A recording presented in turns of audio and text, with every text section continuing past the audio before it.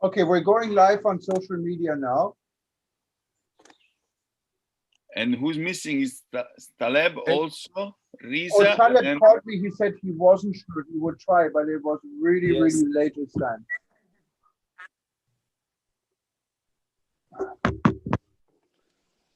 Yeah. People waiting to end the. Okay.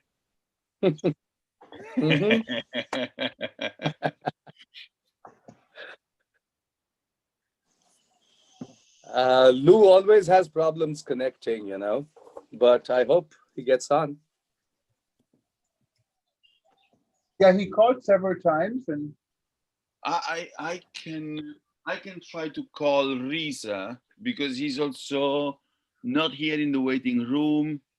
Probably he is. You know, I hope Louis did understand that the old link when you signed up is not going to work. You know, it's the new link I established after we put the event up. You have to register on the system, and then you get the link. Right. It's not the same link for everyone. You have to just register. Everyone has its own link. Right.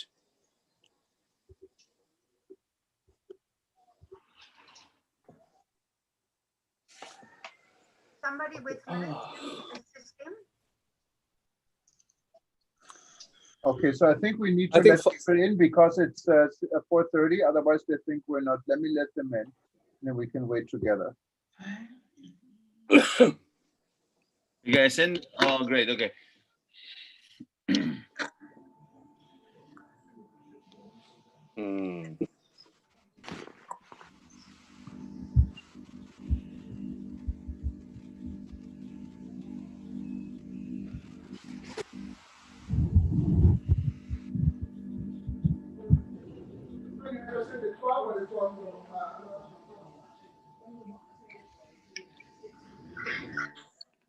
I don't know what happened to him then.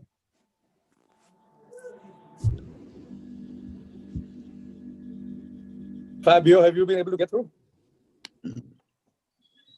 Sorry? I said, have you been able to get through to Lou? Lou and Riza also. Okay. Okay, let me call Lou. You try and reach Reza. Yeah, I called on both numbers. Okay, everyone, we're trying to get it ready. Just give us a few minutes. We're trying to find Lou, the main guy. I talked to him earlier, so I know he's very excited, but maybe he has some technical issues. He cannot reach him right now.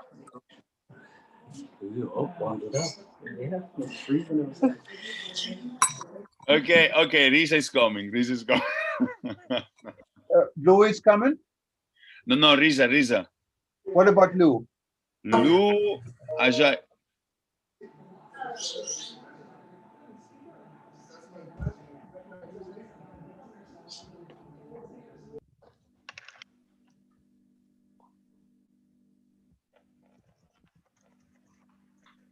He got the time right.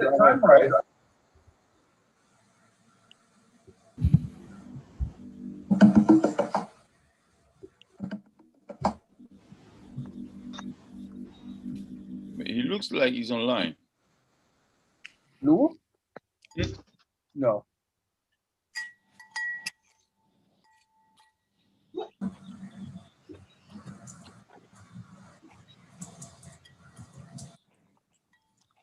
I hope you got the time correct. Lou, we're all waiting for you.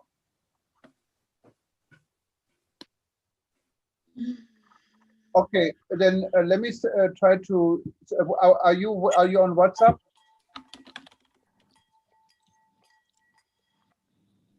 What email? What email address?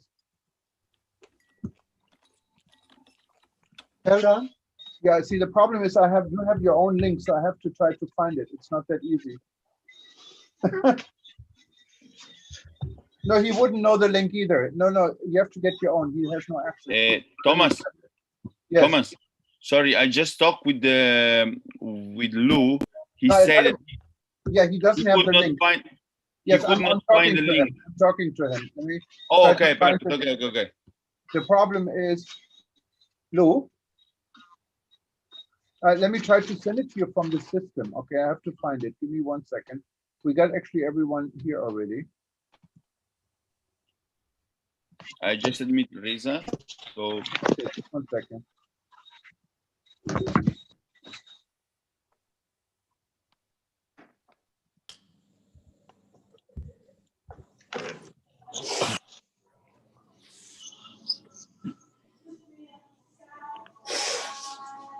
Okay, it went to ljd@iipt.org again now. Can you check, please? Yeah. You have it, right? I can hear all the conversation and everything. Oh no. So I just actually I got thrown out originally and then I just signed back in again. I got out and signed back in again and I'm all good now. You should have it, Lou. Oh no. Give it a minute and You have it? do you want me to send it in? Okay. I'll be see you in a minute. Okay, bye. He got the link. okay, great. Hey, Google, stop. Mhm.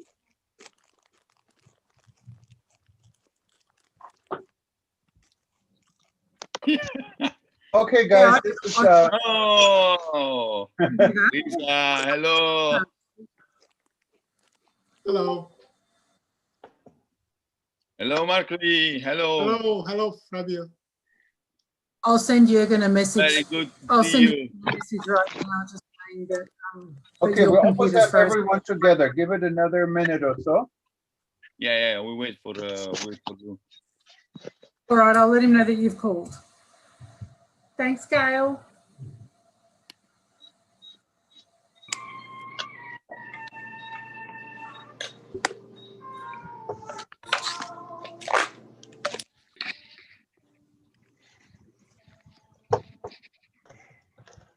Sit down. Hey, Burkhard, you're up really early in Germany. Yeah, in Germany, in Italy, Birgit. Yeah. Wow.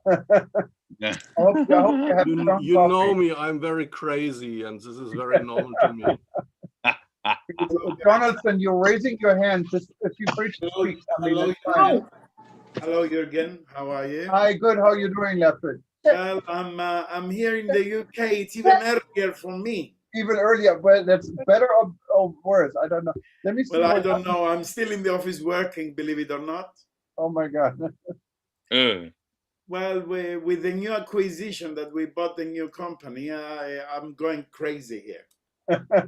Well, that's a good sign if you're buying new companies. You know? Well, I found an opportunity who is Are you crazy joining to us? give that up.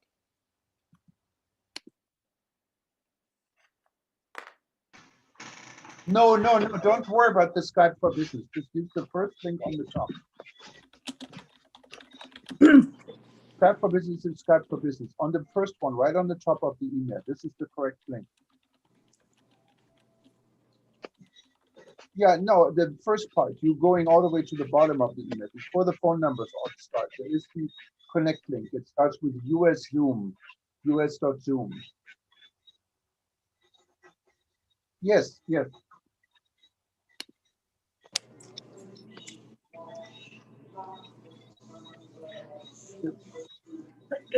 You only use the Skype if you use Skype for Business, but you don't use that.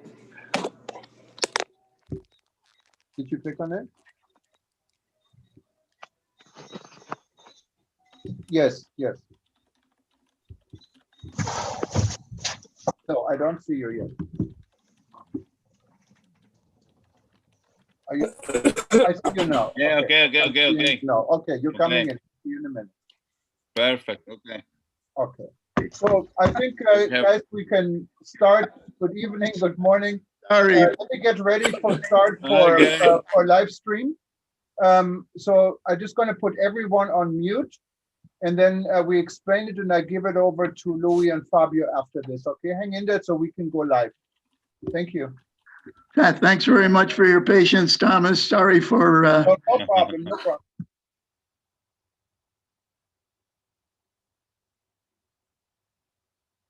Aloha and good afternoon or good evening from Hawaii.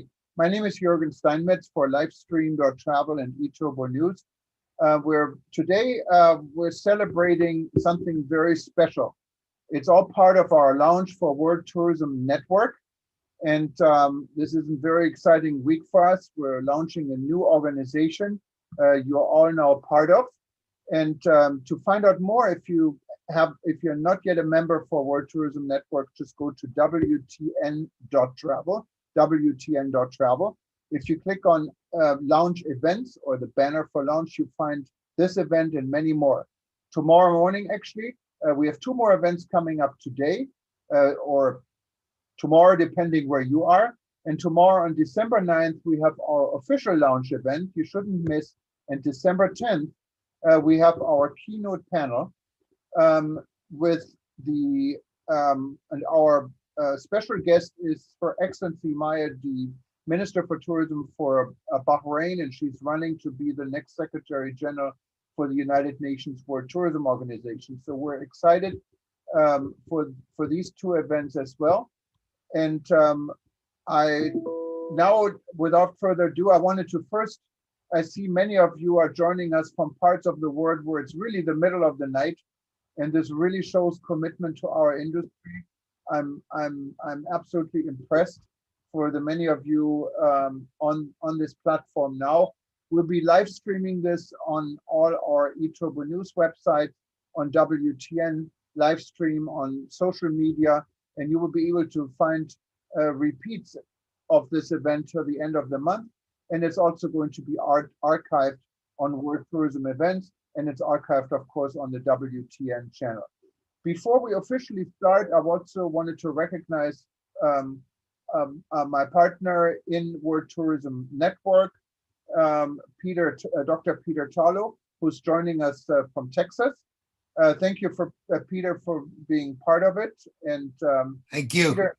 Peter and we started this organization out of the rebuilding.travel discussion, and we're all excited that we're now getting this into a good structure. Without further delay, I'd like to give everyone a very special welcome to our guest of honor, and the host of this event is Louis D'Amour. Louis D'Amour is a good friend, and he's the founder of the International Institute for Peace through Tourism. I'm sure all of you know the International Institute for Peace of Tourism. And if you think about peace and tourism, you will think about Louis. This is the man of peace.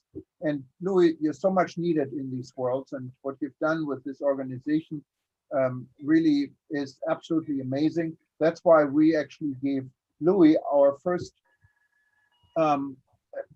award, Hero Award. And so we're glad you're one of our heroes, together actually also with Diana, who's here, and she is the IIPT president for the Caribbean and has our own community tourism.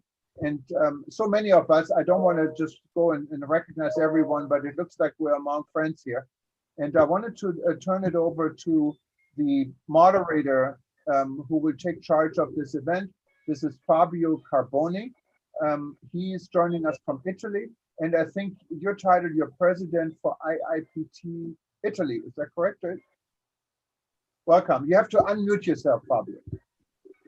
Yeah, I'm ambassador at large of the hello, good evening, or good morning to everyone. I'm ambassador at large of the International Institute for Peace through Tourism, and founder of the chapter in Iran. Perfect. Welcome. Yeah.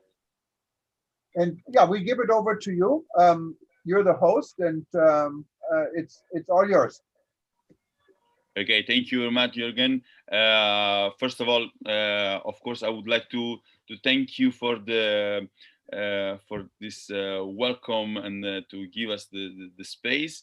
Immediately welcome the proposal of the panel, and of course at this point I would like to thank all the panelists that are here today for this important gathering, because let me tell you that the idea here was exactly what you said. which is have a gathering among colleagues and among friends, because I'm actually one of the last person that joined the IPT officially, but I can tell you that today is going to be an amazing day of discussion among people that are there. Of course, Lou D'Amore, but people that are there from the very beginning. So they will have a lot to tell about the past, the present, and the future. So we're commemorating this 35 years of peace through tourism. The title is The Way Ahead. So the main idea is exactly this: colleagues and friends gathering together, talking about what we did in the so far and what we are going to do in the future. So I also don't want to take too much time. I'm going to talk about my own experience in the end, but before, of course, I would leave the stage to Louis D'Amore. Small presentation of he's the founder and president of the International Institute for Peace Through Tourism. As you were saying, he's been instrumental in promoting the travel and tourism industry as the world's first global peace industry. He founded the IPT in 1986. But even after this, 1992, following the UN Conference on Environment and Development, what we know as a Rio Summit, he developed the world's first code of ethics and guidelines for sustainable tourism for the Canadian tourism industry. So a person that really is a pillar, not only for us that we are in the middle of the debate on tourism and peace, but really a pillar for a form of tourism that is what we should aim at. Lou taught us something that is, for me and for many of us, for all of us, was like a lighthouse to follow. That is this idea, the higher purpose of tourism. So I think that he opened a new horizon to many of us. So I don't want to take more time. I want to leave the floor to him and thank him for everything. Lou is Fabio, and hello everyone. I see so many good friends there. It's good to see you all. Thank you, Fabio, for organizing this. I'd like to say that Fabio may be one of the most recent active members of IIPT, but it's not so recent. It's at least 3 years. And Fabio has been very, very active, speaking at different conferences about peace through tourism, setting up the Iran chapter, which has been very active and very enthused about the possibilities of peace through tourism. And we're at a time in the Middle East now with the additional peace treaties that have been signed that tourism can truly play a key role in the Middle East, and Iran should be part of that. Fabio has been doing all he can to make that come to fruition. I'd also like to go and mention that Fabio also put in place the first online peace through tourism course this past year, which was very, very successful. And we hope to have another program of peace through tourism in the year to come. Thomas, I'd like to just say to Thomas, we've known one another for about 20 years. I think I was Thomas's first advertising client in 2001. We bought a $100 ad for our conference in Assisi, Spirituality and Tourism. And we certainly had a good return on investment from that $100. We've been very good friends ever since then. Thank you very much, Thomas.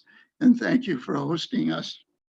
And Louis, may I just real quick, for those that don't know under Thomas, Louis, all my old friends know me under Thomas, because when I first moved to the United States in 1982, 84, I went by my middle name, what is Thomas, because I had to spell my name every 5 minutes.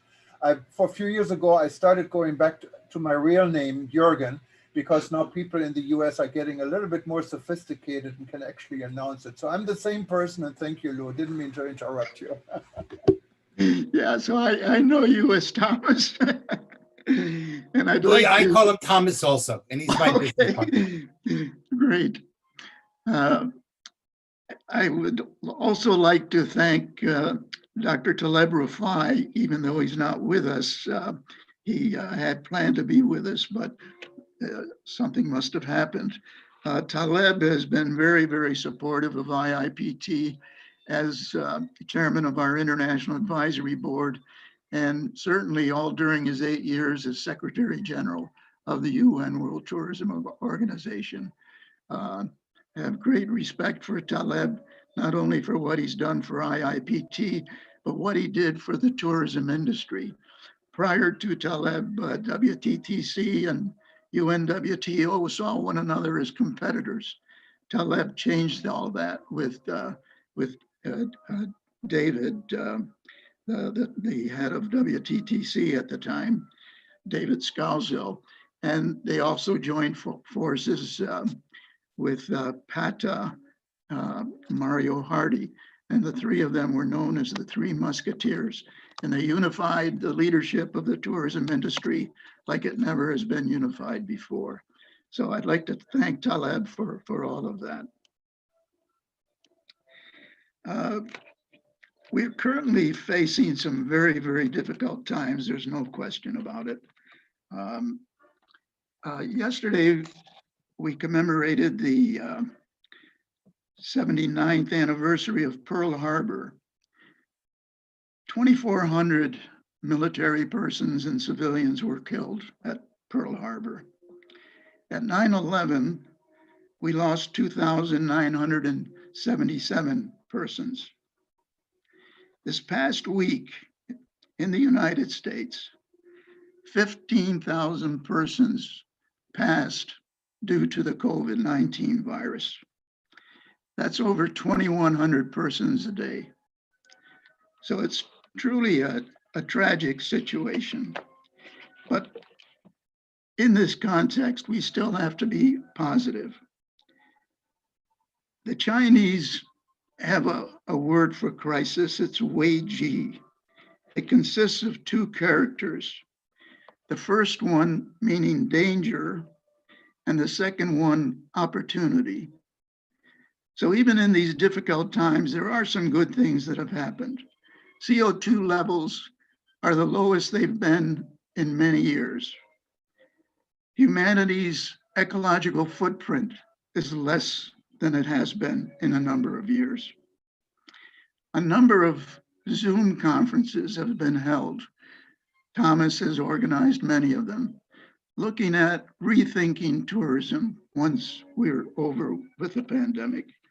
So these are all positive things. And I might mention that historically, IIPT exists because of a crisis that existed in 1985-86. In those years, terrorism peaked. Most of it was aimed at the travel and tourism industry. I think many of you will remember the Pan Am hijacking, the Achille Lauro affair, and many other similar incidents. Well, I first started promoting the idea of a conference on peace through tourism at the first Travel Outlook Forum held in Canada. That was in the year 1982 in Toronto. I was asked to be the keynote speaker as I was the futurist to the tourism industry in Canada at the time. And I concluded the talk by suggesting that the tourism industry in Canada get behind the initiative of Prime Minister Pierre Trudeau, who was in his final year, and he was traveling to each of the capitals of Europe and other countries, talking with leaders about promoting peace. And I thought it would be a perfect thing for the tourism industry to get behind. But the response I received was, we should focus on things we have control over. And so the idea was dismissed. I continued lobbying leaders of the industry in Canada for the next 2-3 years. And the response was, what's tourism got to do with peace? Peace, that's government's job. And that's the baseline with which we started. The crisis 1985-86 opened the door. Again, as the futurist of the tourism industry, my consulting firm had a project called TourScan, which did ongoing studies on the future of tourism. And the clients for this were each of the provinces of Canada, the government of Canada, Air Canada, via rail. And in that context, we did an in-depth study of the impact that terrorism had on tourism, the global impact. And clearly it was quite significant, with travel around the world declining. We did that study for our clients. I then wrote a summary of it for the Business Quarterly, which is the preeminent business journal in Canada. And the editor sent a copy of that particular issue to each of the 100 tourism leaders in Canada. And 2 months later, Tourism Industry Association of Canada had its annual conference, and there was unanimity in a motion that Canada host an international conference on peace through tourism. So that is the good that came out of international terrorism some 35 years ago. Similarly, a lot of good can come out of what's happening now by rethinking tourism and the main purposes of tourism, looking at over-tourism and how the leaders of the industry might collaborate in shifting more tourism to countries that can use it for economic and social development. If you look at where tourism is mostly received, it's primarily in Europe. And Europe is also the region of the world that has exceeded its ecological footprint. So the more that goes on in Europe, the more it exceeds its ecological footprint. A number of cities of Europe, Venice, Barcelona, also have over-tourism. How can we strategize to get more of that tourism to developing countries? And as developing countries, Africa, South America, and others that have an excess ecological capacity. So they not only can support more tourism, but they can use more tourism socially and economically. What can we do to move the future of tourism post-pandemic in that direction?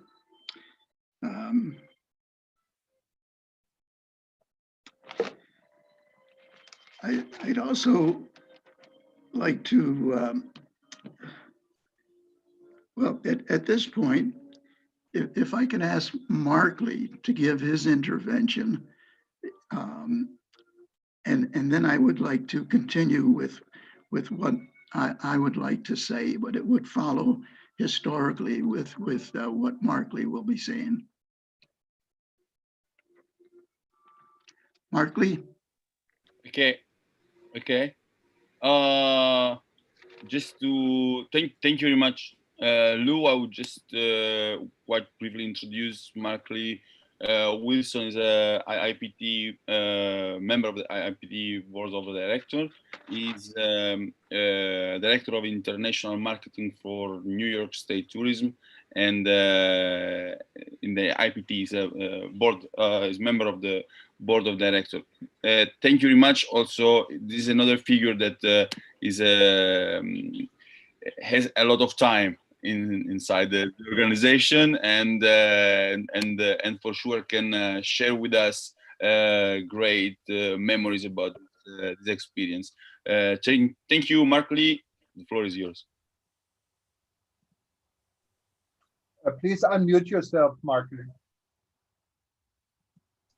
you hear me now? Yes, we can hear you. All right. Well, I'm really happy to be with all of you. And following on what Lou just said, I'm going to start talking about virus. All viruses are not bad. In fact, if we did not have them in our gut, none of us would be alive. I got infected by a virus in Vancouver when I attended a conference organized by IIPT, where they presented the pros and cons and benefits of socially and environmentally responsible tourism. I was very touched and impressed with what I heard, and I am still suffering from that good virus today. At the time, I was the director of marketing for the Caribbean Tourism Organization, which at that time was an association of 29 Caribbean islands. The ministers of tourism were working together to promote tourism to the region collectively. And at the end of the conference, I told Lou that I would be in touch. And I was, because what I did was to invite him to the annual conference of the Caribbean in the Bahamas to present to the ministers and leaders of tourism of the Caribbean the subject of socially and environmentally responsible tourism. That was the very first time. In addition to Lou introducing the subject, which did meet some resistance, I also invited Rapnan Lapnapala, who at that time was responsible for PATA in the United States. And he presented also on the things that they were doing in that region of the planet. In addition to that, I invited Stanley Selengut, who was in charge of Maho Bay, which without a doubt was the leading ecotourism property and project in the Caribbean. He was way ahead of his time. And by the time he was finished, combined with what they had heard from Lakshman and Lou, there was much more interested and awareness of the values of tourism that not just generates revenue, but contributes towards the upliftment of culture and the environment. Going fast forward, I learned today that between 2002 and 2018, the Caribbean Tourism Organization has had 12 conferences on socially and environmentally responsible tourism. I also learned today that for many years, the Caribbean Tourism Organization has retained an employee whose title is Sustainable Tourism Specialist. So Lou, your virus has spread without a doubt in the Caribbean. My stint with the Caribbean Tourism Organization was 3 years only. After that, I formed a consulting company which helped places develop plans to increase tourism. And who was my first client? CTO. They hired me to put together the details for a successful first Conference on Ecotourism. I also joined IIPT in a project which we were assigned by the Canadian International Development Agency to identify projects that represent socially responsible tourism in a number of Caribbean and Central American countries. We went to Trinidad, then we went to Barbados, and then we went to Jamaica. And in Jamaica, I introduced Lou to a lady who I love and honor and respect. The last name is Pike, McIntyre Pike. She is without a doubt a beacon for the spreading of our good virus. After Jamaica, we went to Belize, then Guatemala, then Costa Rica, which is a leader in protecting and respecting nature. And that concluded the tour. But in addition to working on that project as a consultant, I was hired by many groups and companies to spread the virus. I was hired by the Oglala Lakota Sioux Nation in South Dakota, which was known for its alcoholism, unemployment, and all sorts of unpleasant problems, which I know we all understand. The task was to work with them to devise some way in which they could generate tourism to help with their unemployment problem. It meant living with them. It meant getting to know them. I'm not quite sure if they benefit more than I did, but we did together end with a proposal on some action that could be taken to introduce tourism in a way that would help with the unemployment problem. In 1992, long time ago, Belize started to attract visitors. The year before that, their leader, who was in power for a long time, died. And when he was in power, he was against tourism. The new leaders decided they wanted to change things around. I was invited by the US government, upon the request of the Belize government, to go there as a consultant to figure out why the Belizeans were against tourism and why the government was having so many difficulties generating tourism to the country. It meant spending time with the people at all levels, conducting research, and that led to me presenting an ongoing program that will enable the Belizeans to benefit, get involved with, and be leaders in tourism. I also, during that period, had a Belizean female leader of a company shadowing me, and she was assigned to carry on after I left. And that certainly was significant in laying a foundation for the successful ecotourism business that Belize is benefiting from. I was also hired by New York University to spread the virus and spent 6 years teaching ecotourism at the university. And of course, as Lou said, I am a member of the board. Very quickly, I just want to mention my current job, which I have had for 21 years now. And it's amazing how things change. This time last year, I was running an office in London, an office in Germany, an office in Australia, and 5 offices in China, all for the purpose of increasing tourism to our city and our state. And I am privileged to be working for a brand that is probably the most popular tourism brand in the world.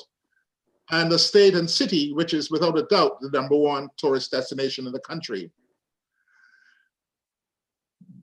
The way in which I have been able to spread the virus while in this job include changing the heart from, the I Heart NY from red to green, and an entire program highlighting the fact that while there is skyscrapers in the city, there's a tremendous amount of green in the state. And that was accompanied by promoting ways in which people could enjoy nature in the state. I created a responsible tourism guide where the only places or activities that were allowed to be in the guide were those which could prove that they were doing something that was either helping people or helping the environment. And then we promoted visitors to go to those places. I created bird watching programs. Sandy Hook destroyed 346,000 homes in New York State. Absolutely horrible flood. I was able to get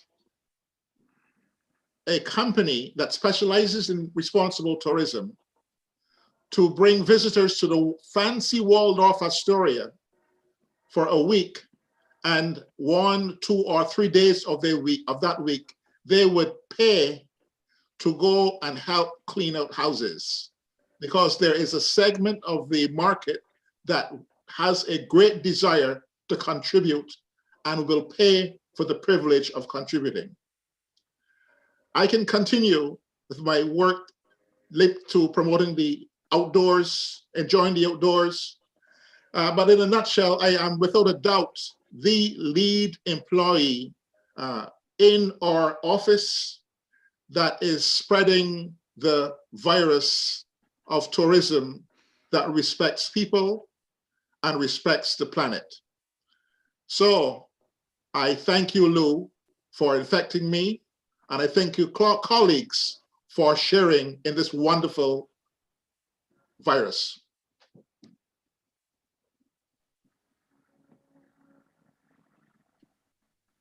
Thank you very much, Markley. I don't know if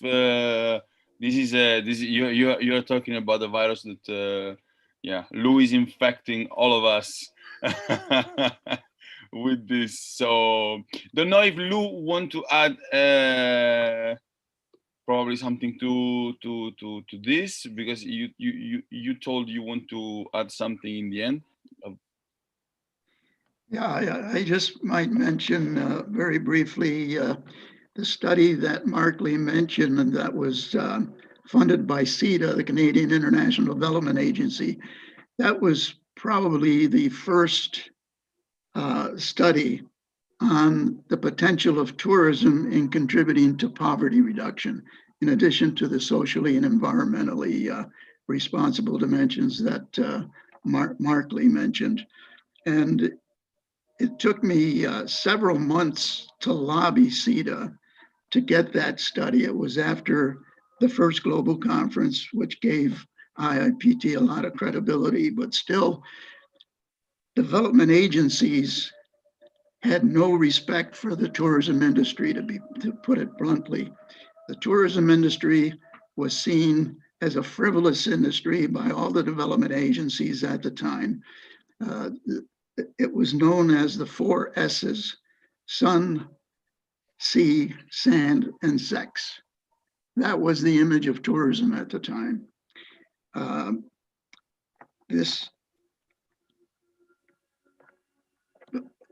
Following on that study and continuing efforts made by people like Markley, who received the virus, IIPT started planning for its second global conference, which was in Montreal. And the theme of that conference was building a sustainable world through tourism. As we were 2-3 months away from the conference, after having promoted it and developing the program for it, I received a call from the World Bank, a vice president by the name of Dr. Demba Ba. And like I mentioned, tourism still at this time was seen as a frivolous industry. The World Bank had funded some hotel projects, but received a lot of criticism for it. And they got out of the tourism industry, and none of the other development agencies would touch it. But Demba says the kind of tourism that you're promoting with your conference is the kind of tourism that the World Bank wants to get involved with. He came to the conference, was one of our keynote speakers. We developed an excellent relationship with the World Bank for the several years that followed. I was invited to speak at several of their conferences. World Bank executives spoke at a number of our conferences, including conferences in Africa, where it was particularly important. And that had led in turn to other development agencies beginning to consider the importance of tourism. The next one was DFID, Department of Foreign Investment Development of the United Kingdom, and they introduced a program, Tourism for Poverty Reduction, in 1999. And since then, other organizations, as you know, have gotten into it. UNWTO included in 2003 with their STEP programs, Sustainable Tourism to Eliminate Poverty. And that was spearheaded by a good friend of Thomas's and mine, Madam Do from Korea. I think that is sufficient from me for now. If you want to go on to the other speakers, Yeah. Fabio.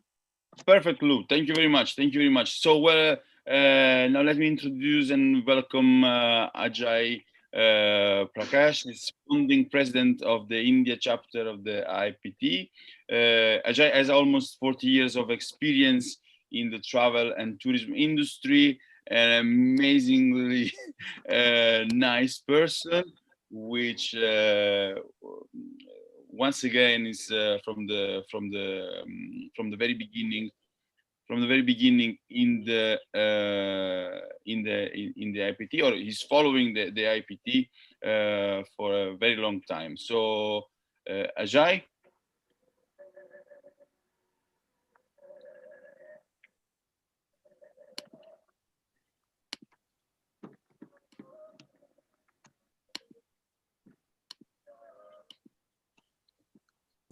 Yeah, Fabio, I lost you there for a instant, but I'm back.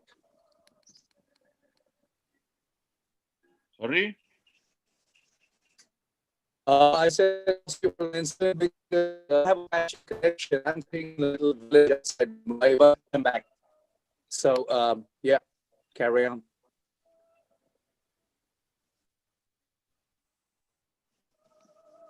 So we can pass to the next speaker, right? Can you hear me? Yes, we hear you. Yeah. Now I can hear you. Yes. Oh, okay. I think he has some problems. If I think that if he's not going to join us, oh, he's here. Ajay?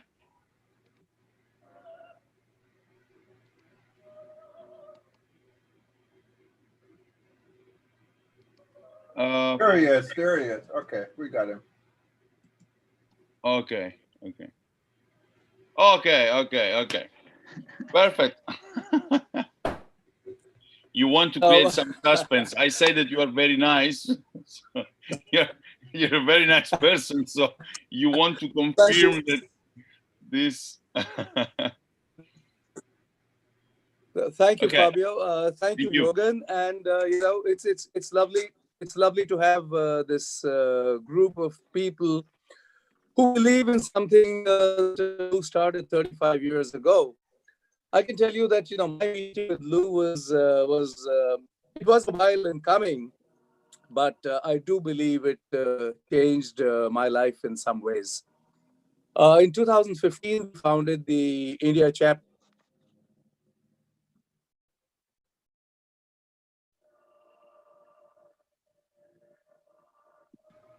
Jürgen, I don't know, but I think that he's having I think we lost him. serious problems. Yeah. But with the connection is not good. No, Even he's if back. He's here. He's back. yes. I can see. Yeah, you know what happens is, so in these 5 years, I mean, what we've done, I think, thanks to the groundwork that Lou had laid, we managed to actually see the whole purpose of IIPT, to my mind, and I think Lou agrees, is to raise awareness about the power of tourism as a tool for peace, of tourism as an equalizer, you know, to promote greater gender equality, to look at, you know, better living conditions, to heal wounds of conflict.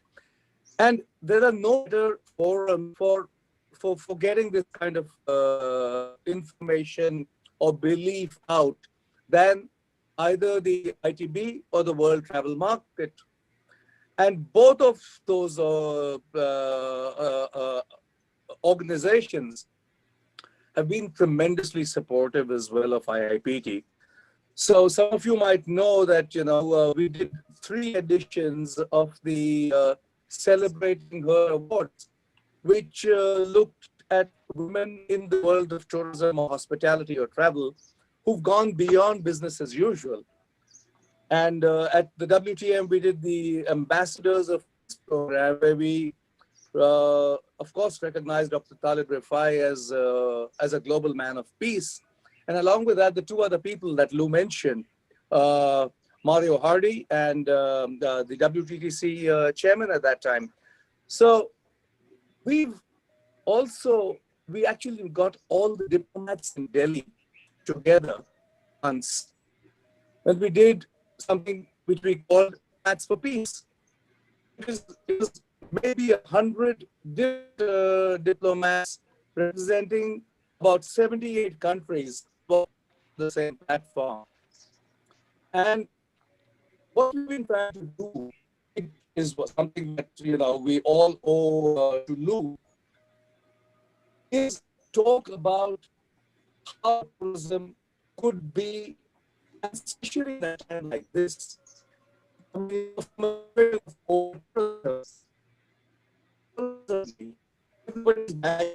tourism on bubbles. Therefore, it becomes that we reinvent the way tourism is perceived. The higher paradigm of tourism that Lou talks about is something that needs to be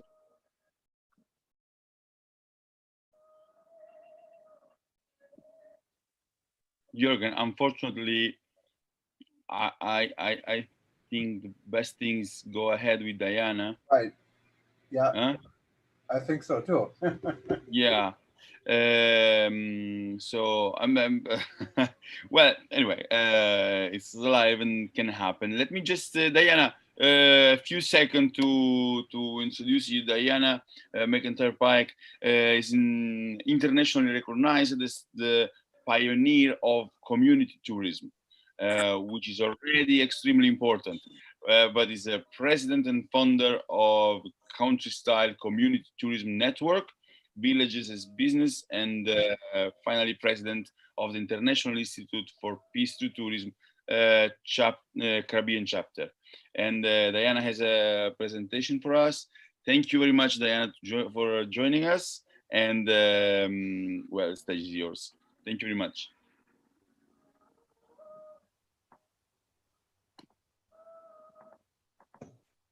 Okay, can you hear me? Yes. Perfect, Okay, yes. great. I just wanted to say how excited I was that this forum has been created, because Ludo Moore is one of our mentors of tourism in the way it should be done. And we started community tourism and named it over 45 years ago. And when he met me, and thank you, Markley, for introducing me to Lou, because Markley knew me from the Caribbean Hotel Association days when I was the small hotels chairman. And I'll never forget when I went to Markley and said, how do I do something with the small hotels committee, because it was only 3 persons there. And he looked at me and he gave me the greatest compliment, which I've never forgotten. And it's going to be in my book that I'm writing. Markley looked at me and says, what you need to do is to identify a Diana in every island. I'll never forget that. Thank you, Markley, because that really motivated us and we had a successful thing going. I was invited, my journey started with Lou in 1994 for the Montreal conference, when he invited me to do a presentation on community tourism and the future of community tourism with my small hotel that I operated, the Astro Country Inn in Jamaica in the mountains. And, you know, he was so impressed with what we said that he decided to create the first chapter outside of North America with us, the Caribbean chapter. And that was 26 years ago. Thank you, Lou. And I've been the president. And then he decided to set up the IPT International Community Tourism Network and asked me to be the coordinator. So what we have done with that is that we have set up a network, because I'm a networker, with our organization, the Country Style Community Tourism Network. And this organization has created the Villages as Businesses program as a support for the success. And it has embraced the IPT Peace Communities, Peace Villages program.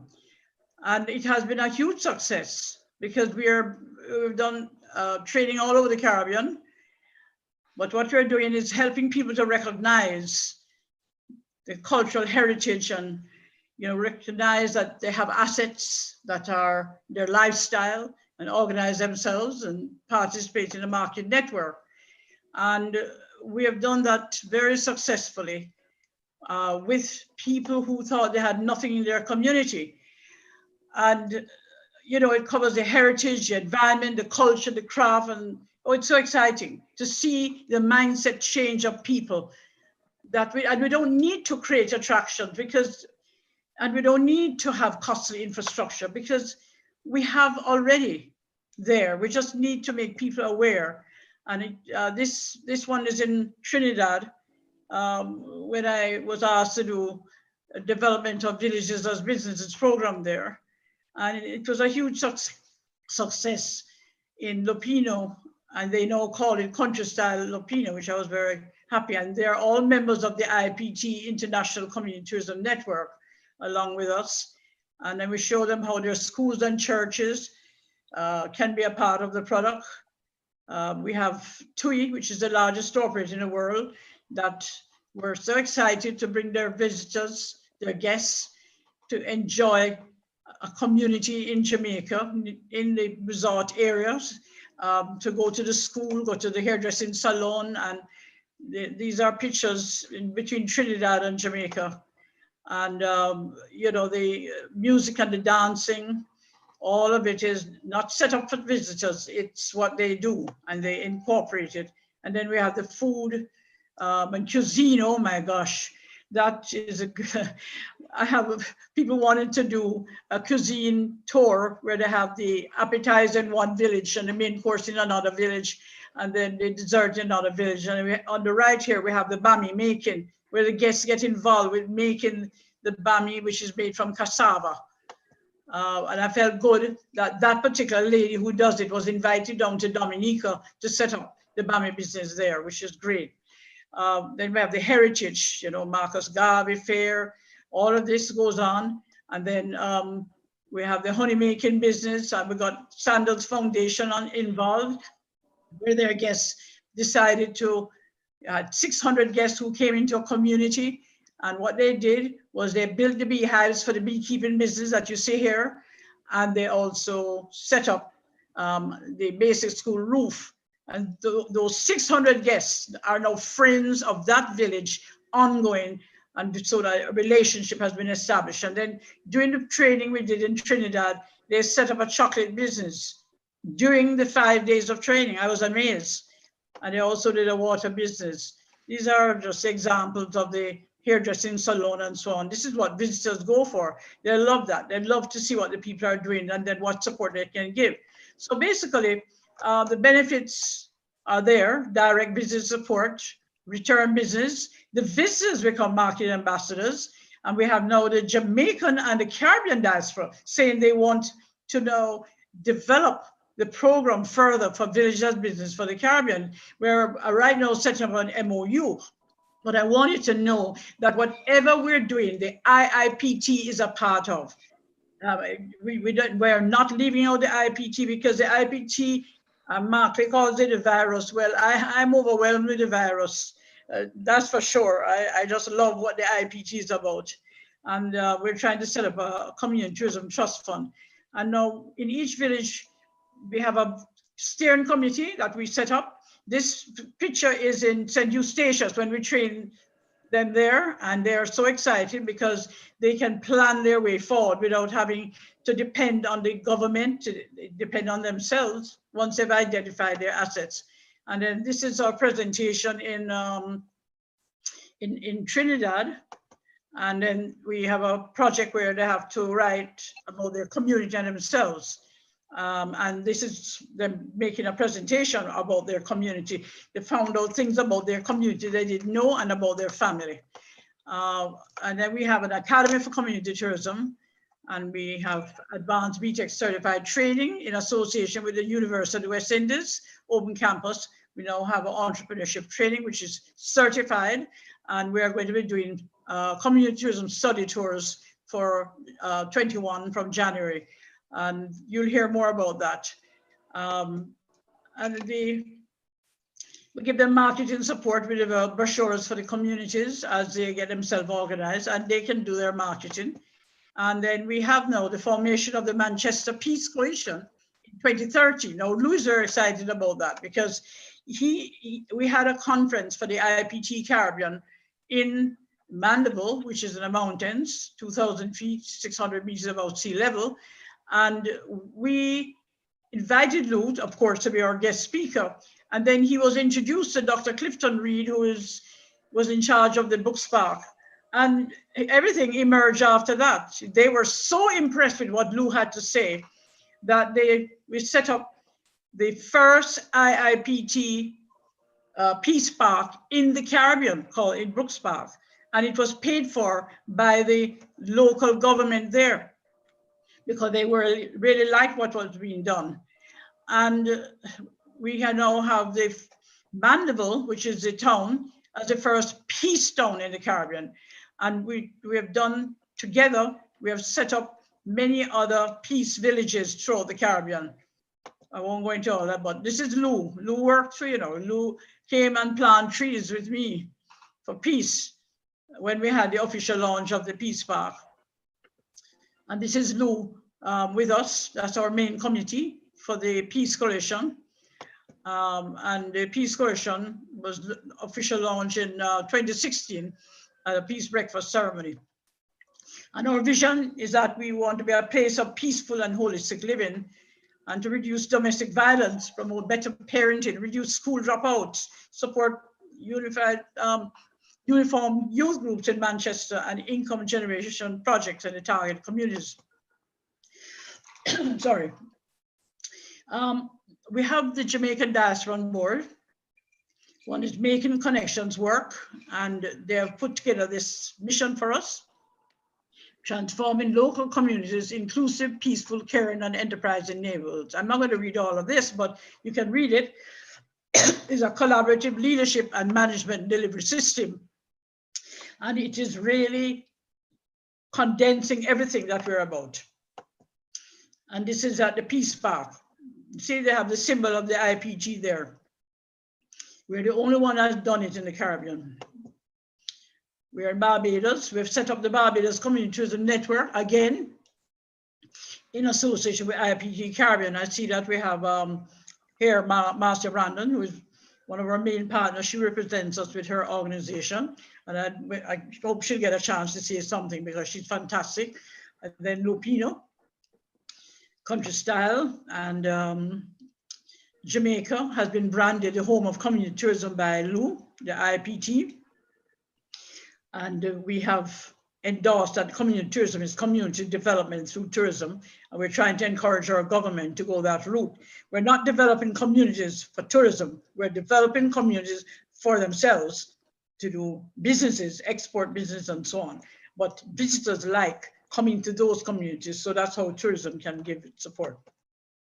And we're setting up community tourism centers in Jamaica and the Caribbean. This is the first one we set up, and we have about 2 more we're setting up right now. And those centers provide internet for the communities and visitors, craft, whatever it is that we can showcase. And, you know, it's exciting to see that people are enjoying the fact that they have a center that they can go to and be able to relate to and to market their products. So the highlights really is, you know, like a museum and local craft. We're setting up one in Mandeville now at the Fruit Gallery. And the University of West Indies has endorsed this. And then we have the program that has been endorsed. If you see, we have a logo now with IPT that Lou helped us to organize. The IPT Community Tourism logo is there. And we have different groups, but we want to have a one voice approach for community development through tourism. And we have had many awards. And I'm not going to read all of them, but I think the one that really was fantastic for us is the overall personal contribution, Responsible Tourism Award in 2008, and then the Resilient Award that IPT gave us, and the International Tourism Heroes Award. We'd like to thank those who decided to select me as one of them.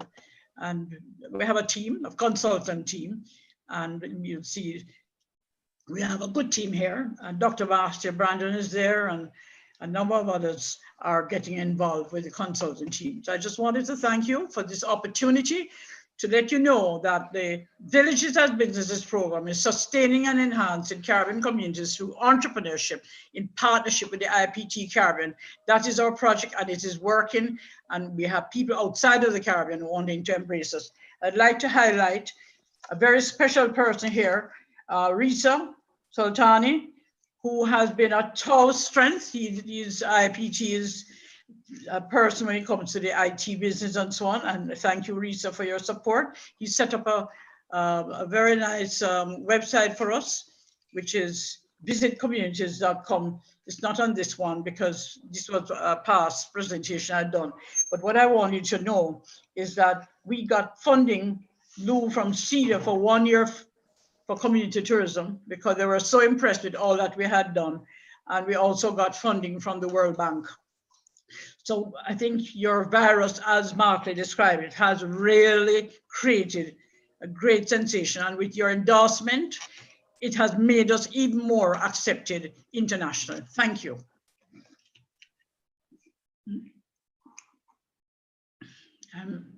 I think I've finished now. Yes, can you? Sorry? Yeah, I'm going to move it. Don't worry.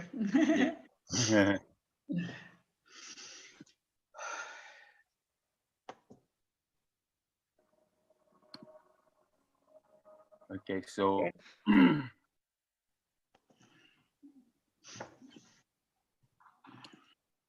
Thank you, Diana. Yeah. And Fabio, you have the lead still.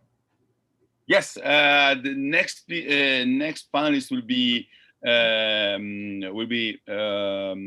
Diana, Gail Personage, president of the IIPT Australia. We're going from Jamaica to Australia. This is now a global movement, isn't it?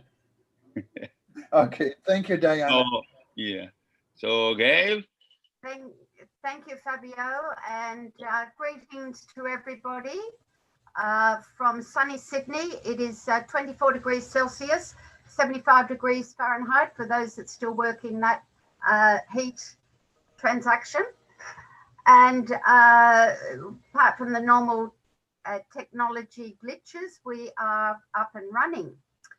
So, there you are. There I am. Well, trying to keep it succinct. Australian chapter, it was conceived by Daphne and Lou in Amman in the year 2000 at the Amman Summit. And there were a couple of Australians there, Daphne Lowe, Faye Alexander, and and Daphne is online with us now, and also Andreas, who I could see his name up. A lovely Greek gentleman, but second home is Australia, and another gentleman called Ian Kelly from Adelaide.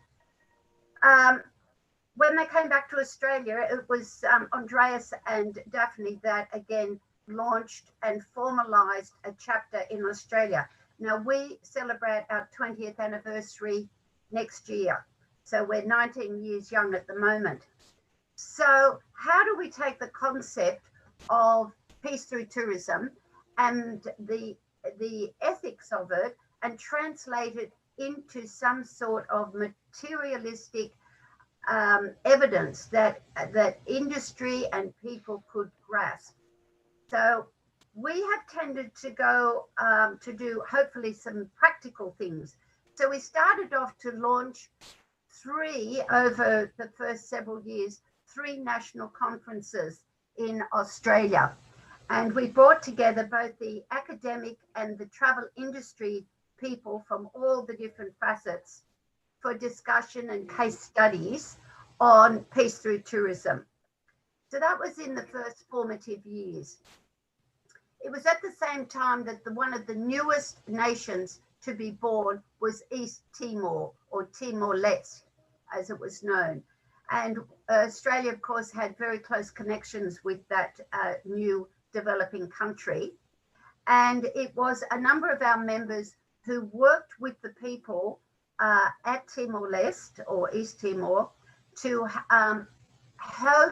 help and promote and assist them in forming and developing a tourism product. So that was again, we hosted 2 events in Sydney to promote and trying to help launch East Timor as a tourist destination. We then followed it on, not necessarily in chronological order, but we then followed it with our academic contacts with the University of Sydney.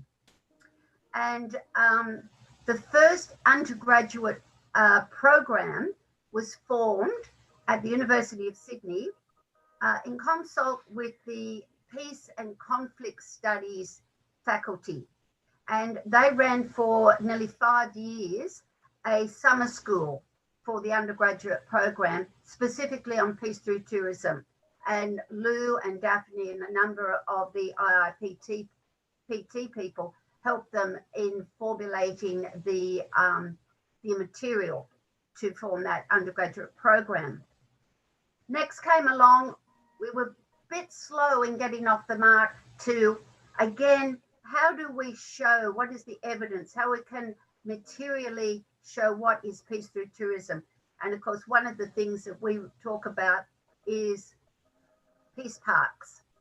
And we've been fortunate, Daphne and I and a number of us, to go to a lot of the international conferences. And of course, the legacy was often a peace park. So not to be undeterred, it took numbers of visits up and down the mountains, and it seemed to go on for 2 years because you're dealing with government, councils, local governments, state governments. But we finally got our first peace park in Australia, and it was with the World Heritage Site at the Blue Mountains in a village called Lura. And that was also officiated by the ambassador from Turkey at the time. And it also commemorated the Great War, of course, of World War I, which we were using that as a vanguard. So that was our first peace park. Took a couple of more years and we got our second peace park at the Sydney Harbour National Park at the heads of Sydney Harbour. So we're at both ends of Sydney as iconic identifications. And funnily enough, it's at a place called Q Station. which is very apt because it was the original quarantine station for Australia during the early part of the 1800s, when people would come to Australia from far and near. They would go into quarantine.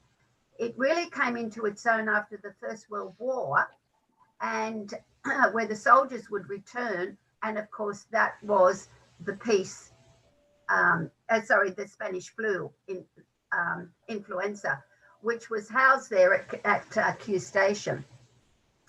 100 years on, of course, now it is a major accommodation and tourism event centre.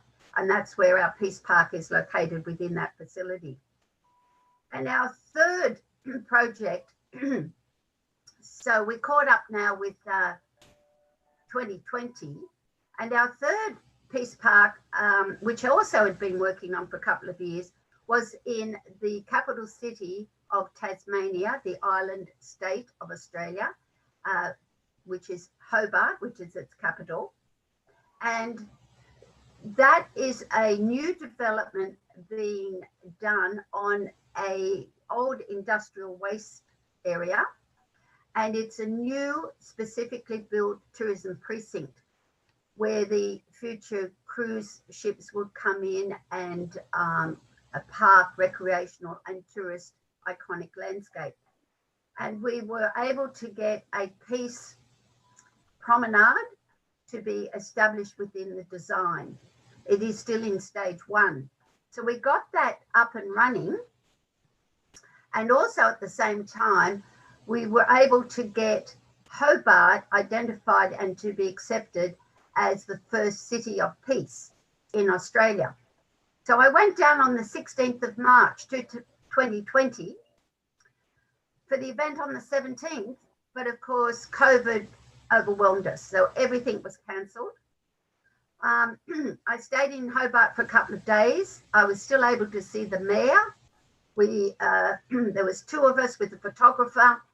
We had a photo op, officially gave them the mayor the plaque. But I think it's the world's best kept secret, because all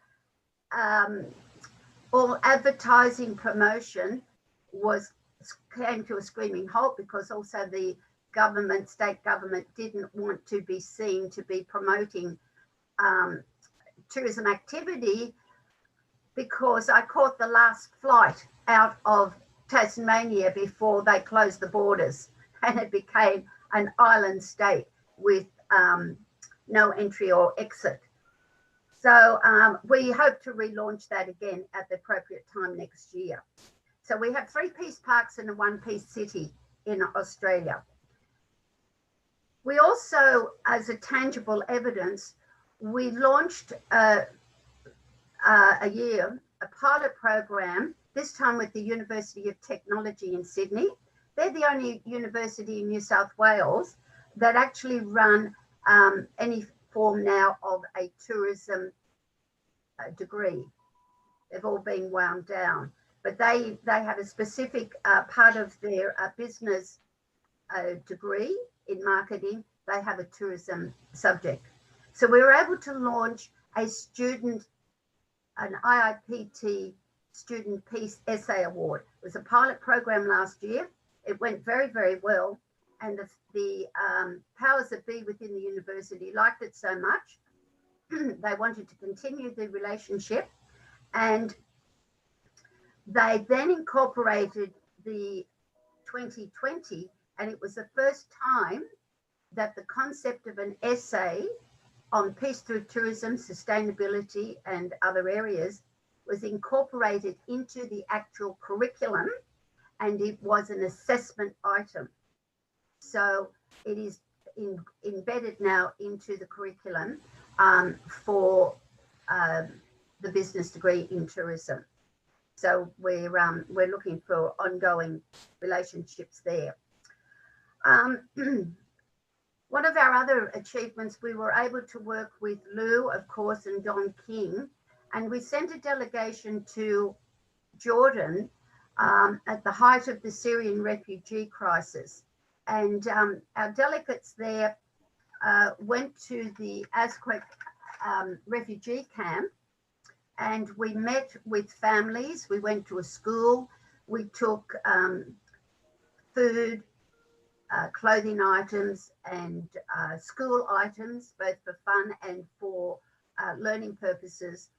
And we spent 7 to 10 days in Jordan.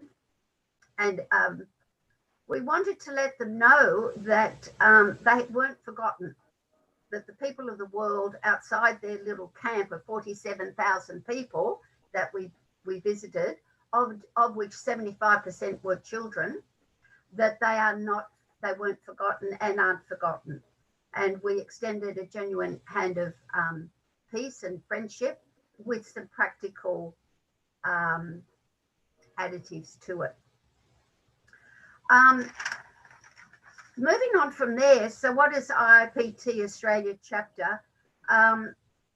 We have a couple of coalition partners, of course, and I see that Brigitte is part of one of the first coalition partners. We had the World Expeditions, a major tour operator from Australia, and Flight Centre's Travel Group, which was the largest travel agency group, travel agents in the world. And unfortunately, they have been brought to their knees during the last, this year. But their foundation, General Manager Sandra, is also on the Zoom with us today as well. So we acknowledge them for their resilience in staying with us. We've also been actively involved in Indigenous tourism, attending the Australian Indigenous Tourism conferences, and we were also implemental in working with a gentleman who's near and dear to Lou and all of us, a gentleman called Ben Sherman. And we worked with him, and he came to Australia, and the formation of the World Indigenous Tourism Alliance was formed. And that was done at a conference in Darwin. And it was out of that conference was called the Larrakai Declaration. Larrakai is the Indigenous group, Indigenous tribal group in Darwin. So it's the Larrakai Declaration. But we were certainly present, and I was able to give a presentation to the group there to talk about the power of the collective internationalism of everybody coming together.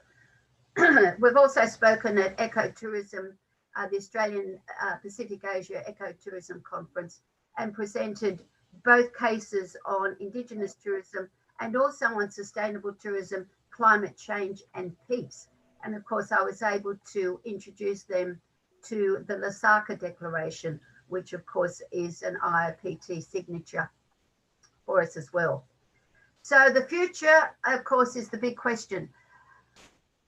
Australia, with this COVID, is a bit of a gold star, which we take great pride, but of course it's at the expense of the devastation to the rest of the world. Australia has only lost, might I say, but that's used respectfully, 948 souls for the whole of Australia due to COVID.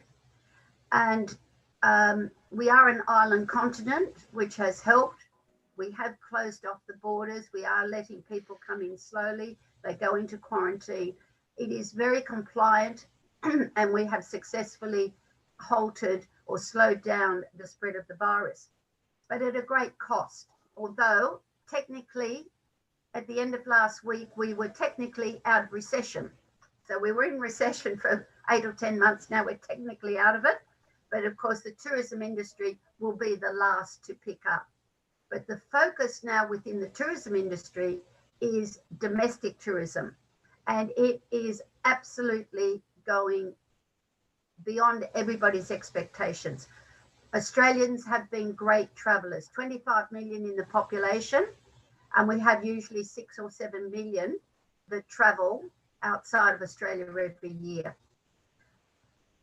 Actually, it's higher than that. So we're great travellers. So all those people are wanting to spend their tourism dollar, and it's being regenerated throughout Australia. So we'll be working very hard to work with our domestic partners and to spread the word with some more practical applications. Still working on peace parks in Queensland and still working for them in Melbourne. But our big year will be next year with our milestone 20th anniversary. We're already starting to work the project. And of course, an invitation will go out to all of you to come to Australia with the perfect weather. Thanks, Fabio. Thank you very much, Gail. Thank you very much. I don't know if you noticed, but when you invited me to to an event, okay, I had to wake up at 3 o'clock in the morning. Now this time only for you in reality. I've got the best time slot. We've got the best time slot. 2:55. Yeah, I know the best for you, but it's 4 o'clock in the morning AM here. So I know. We've got the best time zone and the best weather. What can I say? I'm sorry. Yeah. Just a joke. It's always very good to see you, and I have a great memory of the event together with the university. Actually, I'm going to show exactly a picture about this later on during my intervention. But now I would like to leave the stage to Reza. Reza is another very important figure for the IPT. Reza Soltani is a marketing psychologist from Belgium, specialized in branding and marketing. He's a founder of a peace festival, bringing people together through music and dance. Co-founder of Chernobyl Peace Tours, and he followed the IPT, supporting us exactly with the let's say digital marketing, communication, and everything that is online basically is in his hands, and good hands, because he really we work together. We talk almost every day, so I can personally say that he make a change online in the page immediately. Like, he's always working. A few days ago, he's now in Laos. A few days ago, we were talking, and at a certain point I understood that was very late there. And I said, Reza, but what time is there? It's 4 o'clock in the morning. Why are we working? Go to sleep. So really a great man. We traveled together in Iran. We worked together in Iran. So I'm very happy to introduce him. So Reza, the floor is yours. Thank you very much for everything.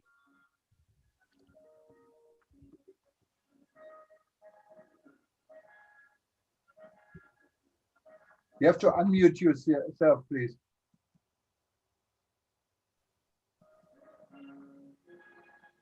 Good evening, good morning. Thank you, Fabio, for the introductions. Thank you, IIPT team, and especially my dear friend Lou.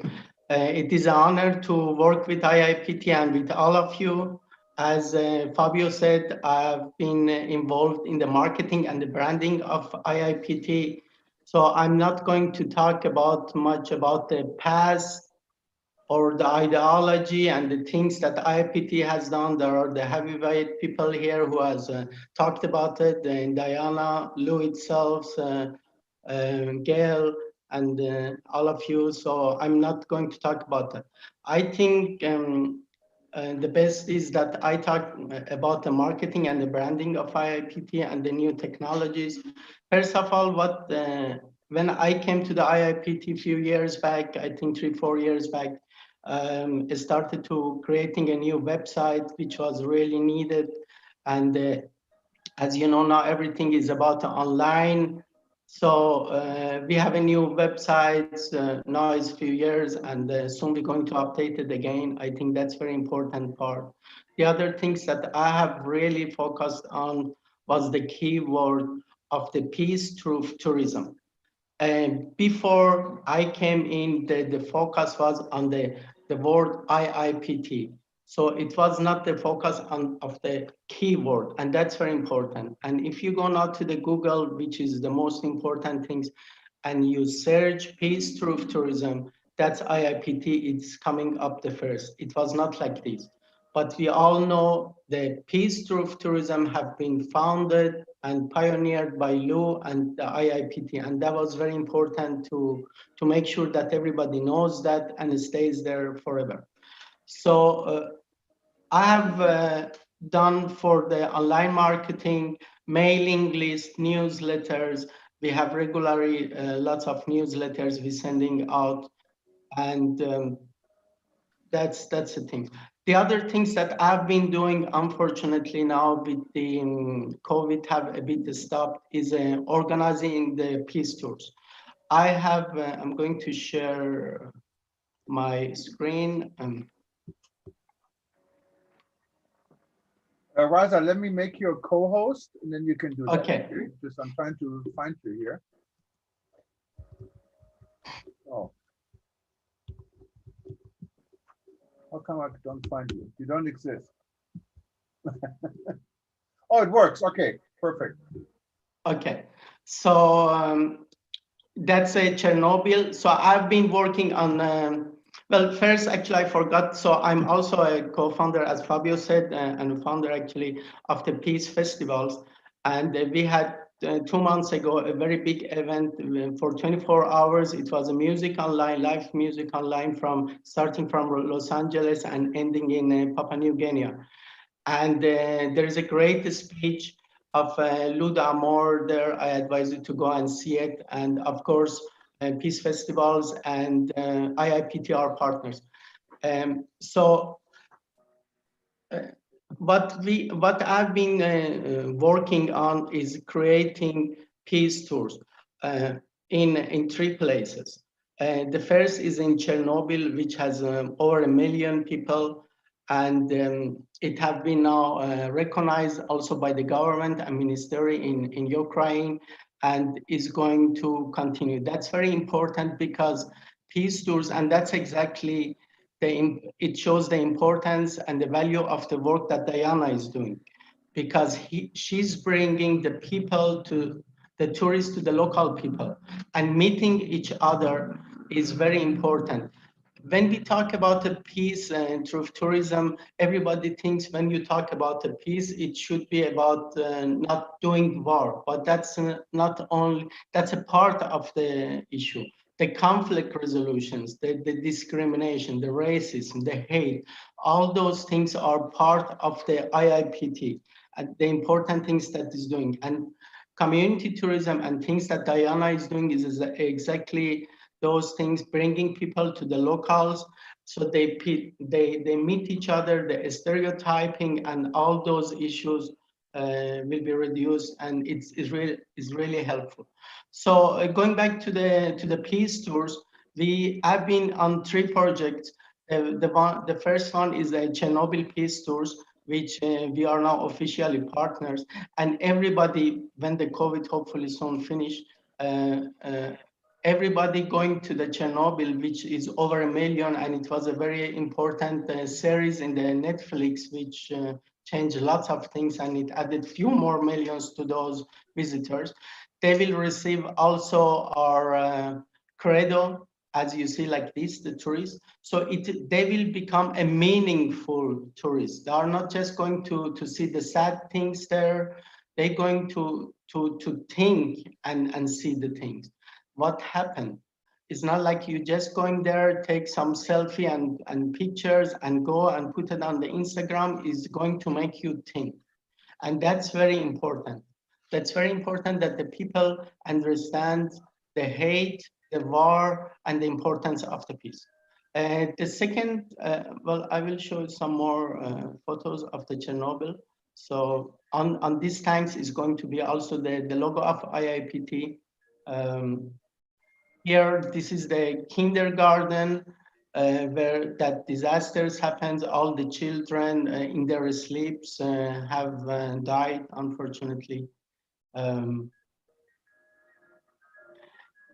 He is one of the first who entered the Chernobyl zones, and Sergei Mirel, and he has been working for many years and writing many books.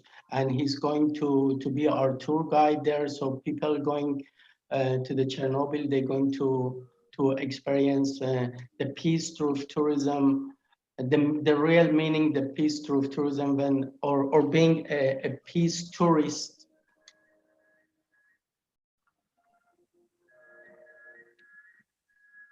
This is the command that it have been destroyed here, so they could launch the bomb. Actually, that's the things. And Reza, we don't see anything else. We only see the first picture, never again.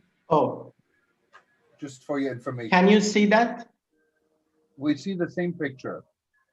Oh, okay. Yeah, it's freezing on the never again slide. So what can be the,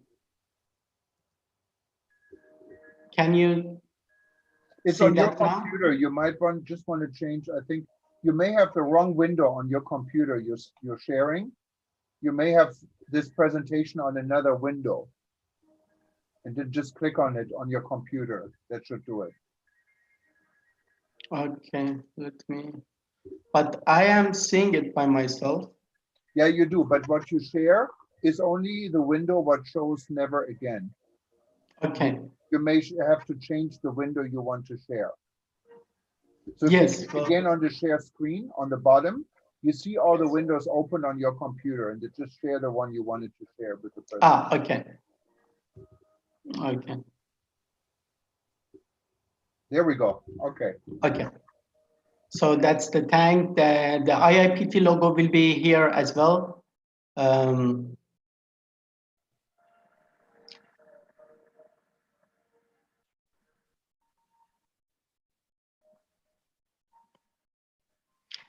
That's the, can you see that? That's the kindergarten where the children has all died when the disasters happened. Yes, we see it. Okay, that's great. Okay.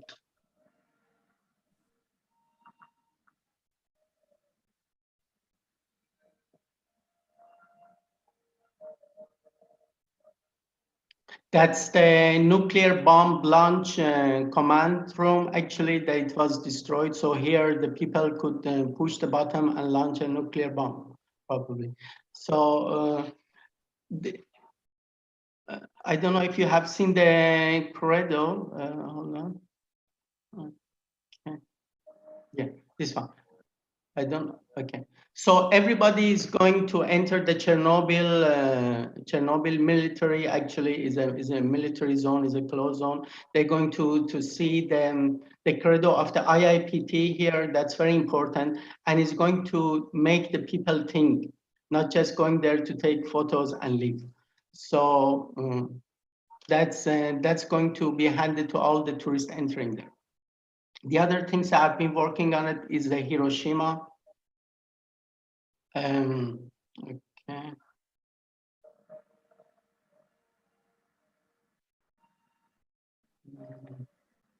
Okay. Sorry for the. So you're organizing tours there as well? Well, yes, we are. Well, you know, there is for for Chernobyl, I've been working on it almost for 2 years. So it's so much administrations, and because those places are not really just a usual tourist places that you know, or is in the private hands, are not in the private hands, they are in the government hands, and you know, then is so much bureaucracy and the administration that have to be done. I'm also in talk, and which is almost confirmed, with the city of Hiroshima, and we're going to have, there are now a small peace tours there. It's not really called now peace tours, but there are some tours, but soon there are going to be also peace tours, which also will be with the credo of the IIPT, and that's very important. So we're going to have in Chernobyl, in Hiroshima, and the next one is in the South Korea demilitarized zone. That's going to be also hopefully from the next year, if it's confirmed, which the chances are very good. So we will have a peace tours in 3 places that historically and at the present are in the conflict, and that will make the people think twice before going to the war or any other hateful things. So I think I'm going to stop for now, and I don't know. That's great, Riza. When do you expect to start the DMZ tours? That's going to be next year. The government, we are waiting for the approval from the government. I've been also actually organizing with the others seminar and online conference in the South Korea, which you are invited, and you are going to be actually, so I mean Lou Damor, as a representative of the IIPT, and if the corona finished, then it's going to be a big conference and it's not going to be online. But if it continues, then probably in March is going to be the online conference in the South Korea. And then you are invited, and hopefully by that time we can launch the peace tours. And when the borders open and things gets back to normal, then there will be a peace tours there too. Have you got the permission? Have you got the permission of North Korea as well? No. Okay. I leave that to others. I leave that to the Jorgen to go to North Korea, get a permission. I didn't vote for Trump. It won't work. I'm sorry. Okay. And then one more thing is very important also, as Diana mentioned, so we are working very closely together, and we want, and hopefully we will soon, to have also community tours and community tourism internationally, much on bigger level. Of course, she has been doing this for many years, and she's the master of that. So that's very important, and we want to have also community tours in different places, which we know that how important it is for the peace building. That's great, Riza. Thank you very much, Riza. Thank you. So I can move to the next speaker. Another let me say lovely person, because in the context of this panel, of this event of today, I had the opportunity to talk with her for more than 1 hour. It was supposed to be a briefing, but in the end it was a very nice conversation. Brigitte Troyer, she holds a PhD in tourism management and has published in top international academic journals and academic textbooks. She has a long history in travel and tourism, both as in the industry as a practitioner and in academia. Prior to the academic work, she has worked in international airline industry, in retail and wholesale, travel agency, in tourism resorts, etc. As the founder of the Cultural Angle, she continues to educate and inspire her audience to view the world around us, within us, from different angles, to act with a thoughtful heart and a caring mind in our aspiration for peaceful travel and peaceful coexistence. What about the link with the IPT? Brigitte is a charter member of the International Institute for Peace to Tourism for the Travel for Peace campaign, a member of ICTP, Rebuilding Travel Project, Hope Travel, and a founding member of the World Tourism Network. So thank you very much Brigitte, to be with us, and I leave you immediately the floor. Thank you.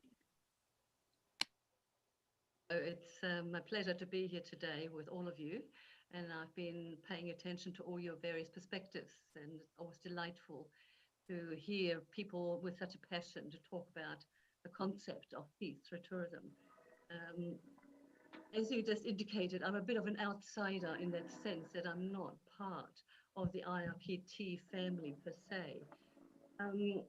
However, as you sort of indicated, I have a very strong passion for the whole concept of peace, right from the start, because I've worked in the industry, but also through my academic training and then also through my teaching, which actually work quite strongly in the field of sustainable development and tourism ethics. Birgit, your voice is very faint. Thomas, can you increase the volume? Well, actually, Birgit would have to do it on her end. If you can maybe up the volume a little bit on your microphone.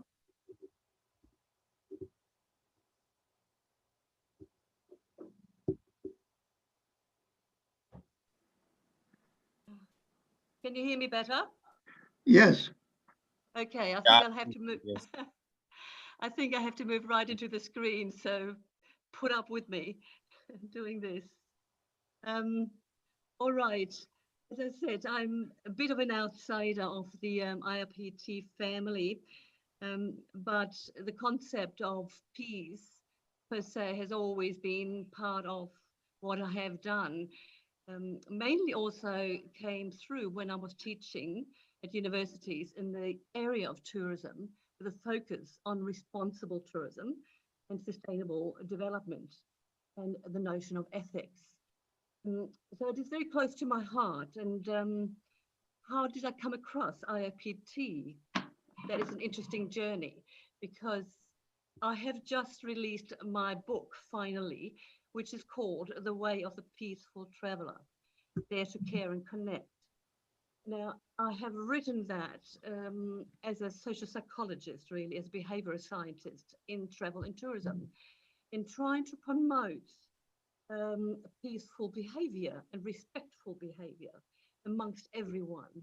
That is specifically the travelers, always having been considering the notions of impact, negative impact and positive impact of travel and tourism, which involves all the various stakeholders, including the tourists and the travelers. On one side, the demand side, on the other side, of course, the tourism side, which is questionable there as to are they operating on the premise of peace. So we're talking about macro level and micro level. We're looking at politics within, between countries. I think a few people have referred to that. And we're looking at peace within countries. Not to forget, and I think the Credo points that out, peace starts within ourselves. And that's what I have focused on. And I believe that is very important now more than ever, because we're suffering from the impact of coronavirus economically, socially, psychologically, rise in stress levels, rise of disconnect, rise of depression, people not able to travel and connect with loved ones. All of that now as the negative side to tourism or peace through tourism. So my appearance on the scene now with IOPT is somewhat delayed because the book was supposed to come out 4 years ago, and then I put things on hold for various reasons. Then I had the book ready to come out just as COVID broke out. And I was actually just on my way from Australia via Dubai, where I used to work and live, working there at Zayed University. And then I was stuck in Spain, in beautiful Barcelona, for 3 months on my way into Germany as an Australian citizen, no longer a German citizen. And so I had to experience the whole notion of what it means to be traveling in a non-peaceful world because the borders were shut. And I felt like a foreigner not being allowed back into my own home country. So all of that. So what can I do? I'm not going back to what I have done in the past. I'm really keen to see what we can do now. Where does peace through tourism come into the play of developing and rebuilding travel? I know that IPT has had 2 major programs. One is the Global Peace Card program, and the other one is Travel for Peace campaign, which both of them were launched in 2016 at the 30th anniversary in London, where I was present, and that's where I actually met Lou personally. Incidentally, I think I noticed Bia here online as well, who's also a charter member, I believe, of the campaign. If you're still there, Bia, hello.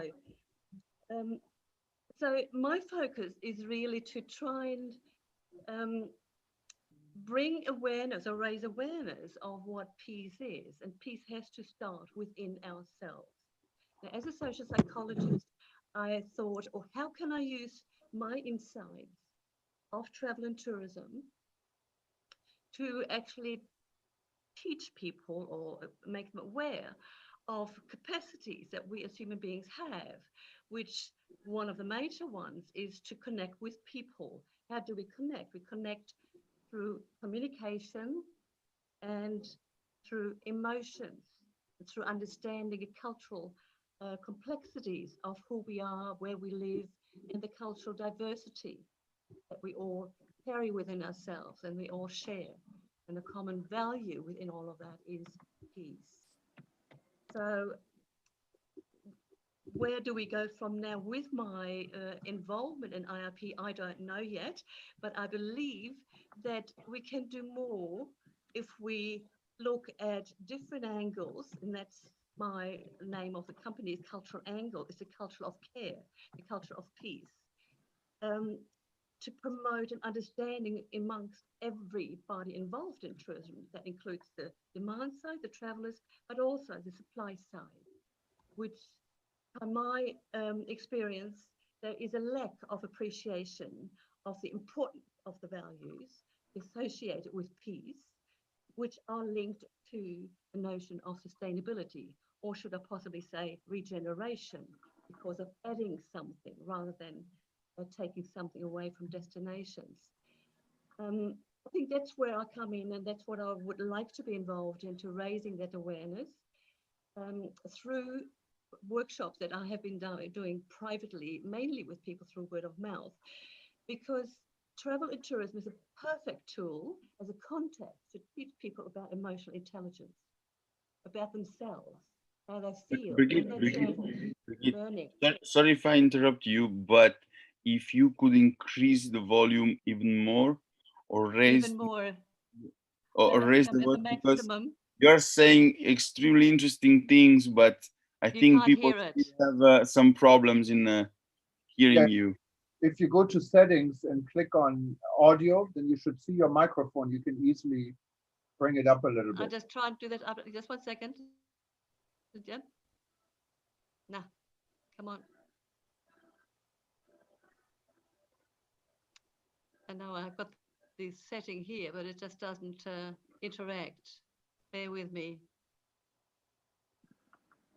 How's that? Is that better? Is that better? Well, that's the maximum I can it's have. probably as good as it gets. That's but the if you maximum. usually, there should be a sliding bar. You can just bring it up. Yes, Brigitte, it's up to 100. Brigitte, what computer are you using? Is it a Mac or a very old PC. Oh. Okay, I think it's as good as it gets. So we were trying. Okay, I keep it short. As I just tried to point out, I have just released the book, and it's called The Peaceful Traveler, with the title, of course, very much reflects the Credo's title, The Peaceful Traveler. And that's what we tried to promote through the Travel for Peace campaign, I believe was the initial idea of that, to try and get all the industry people involved in sharing the credo and the value system that is inherent in the credo. My approach to talking about peace through tourism is by raising the value appreciation of peace, because underpinning any culture or cultural approach, we're talking about the visual, the things we can see in tourism, which is the heritage buildings, all of that when we go and travel. But underneath that are the value systems. So if we can elevate people's awareness and appreciation of the values that people have and share, harmony and peace, rather than hate. I think Reza just mentioned that word, stereotyping, prejudice, discrimination.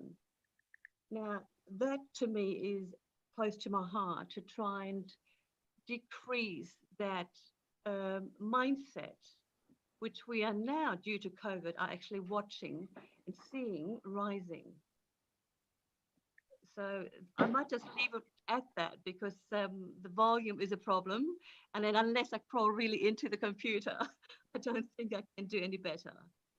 So peace through tourism, for me, is raising awareness and consciousness of the value systems on which we operate as travelers and as people in the industry. That is the driving current that we should always remind ourselves of, and everybody around. When we're looking at sustainability, people talk about economic bottom line, social impact, economic impact, environmental impact. How can we raise that consciousness? And that's where I would like to be involved. And I'll leave it at that. Thank you. Thank you, Brigitte. Thank you, Brigitte. Sorry,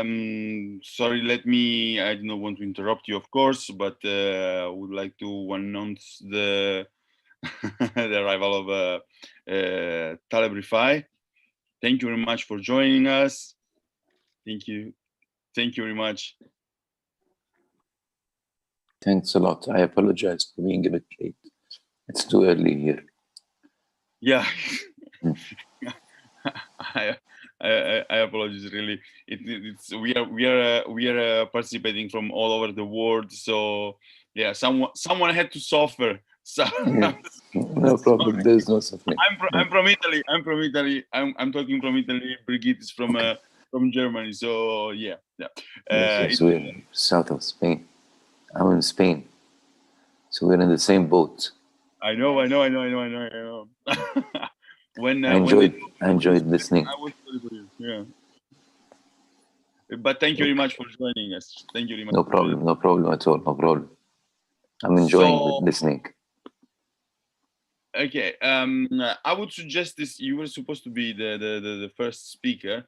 I would suggest to finish the panel and then leave it the floor. Okay. Okay. Good. So, okay. Perfect. Thank you very much. Perfect. Thank you very much, Brigitte.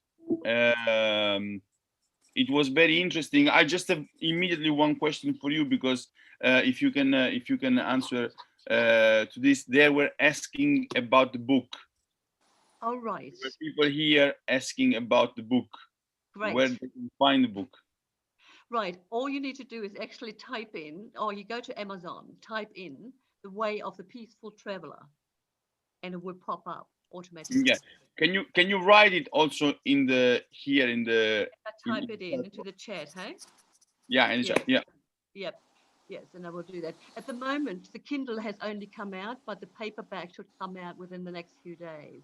I have already posted on my website also activities that people can engage with to promote what I've been talking about. And Birgit, if you send us this link, we'll be happy to add it to your profile on WTN.travel. And everyone can just go look under Germany. I think you're listed, and find you, and we'll see your link so they can buy the book. Yes, it's. I mean, as I said, it's just an automatic, internationally global Amazon listing. You can buy it anywhere, and wherever you are, you would just be directed to that. I do believe I have an international link that I could hopefully send you, so that might make things easier. And I didn't even think of that today. Let me just see if I can type it in.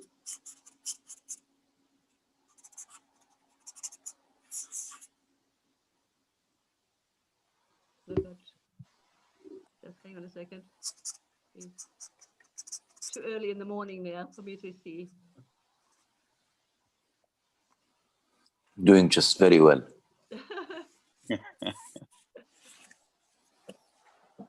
Okay. Great. Yes, and even if you just type this into Google, The Way of the Peaceful Traveler, just that, it comes up. You'll find another book that comes up, so The Way of the Peaceful Warrior, a way back that came out, and I'm glad to see it there, because it has very similar notions that I'm dealing with.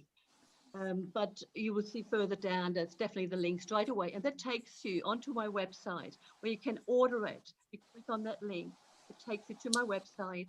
That website then has the link to take you straight into Amazon. So that's probably the easiest. Just type that into Google or Amazon directly, and that takes you there automatically. And it's all there downloadable. Okay? Any questions? You Again, send me a message. I'd be delighted to find out more and talk to you all about it. Thank you very much. Thank you very much, Brigitte. I'm going to close the panel for this intervention of our friends and colleagues. And I'm going to briefly introduce myself. As I was saying in the beginning, I'm recently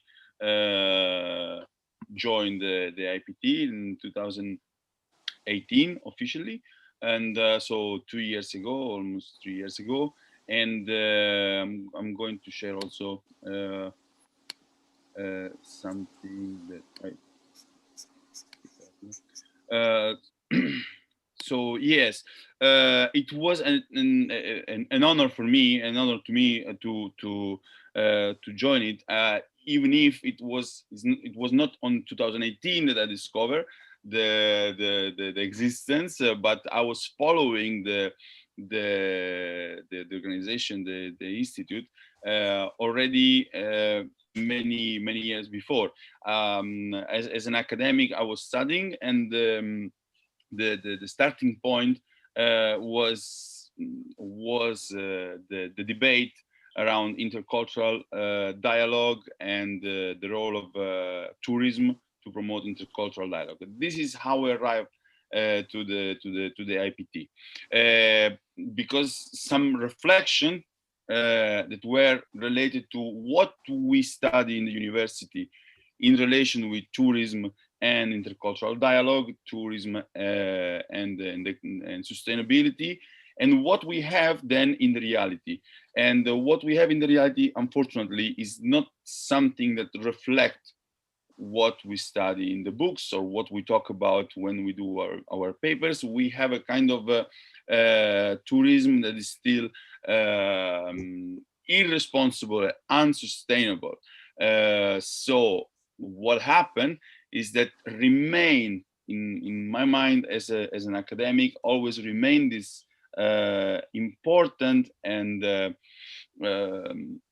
dangerous gap between our discourse in the university and what was actually happening outside.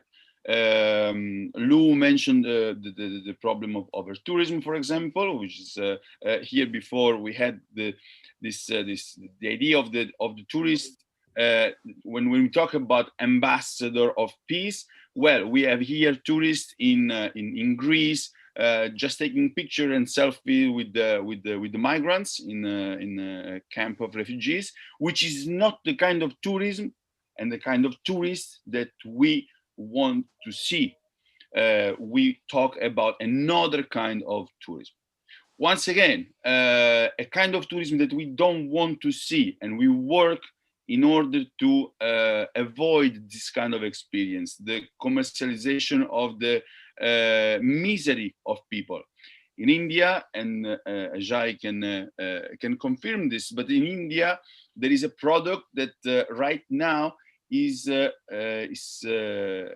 more public than the Taj Mahal, and is the slum, the different slums in India.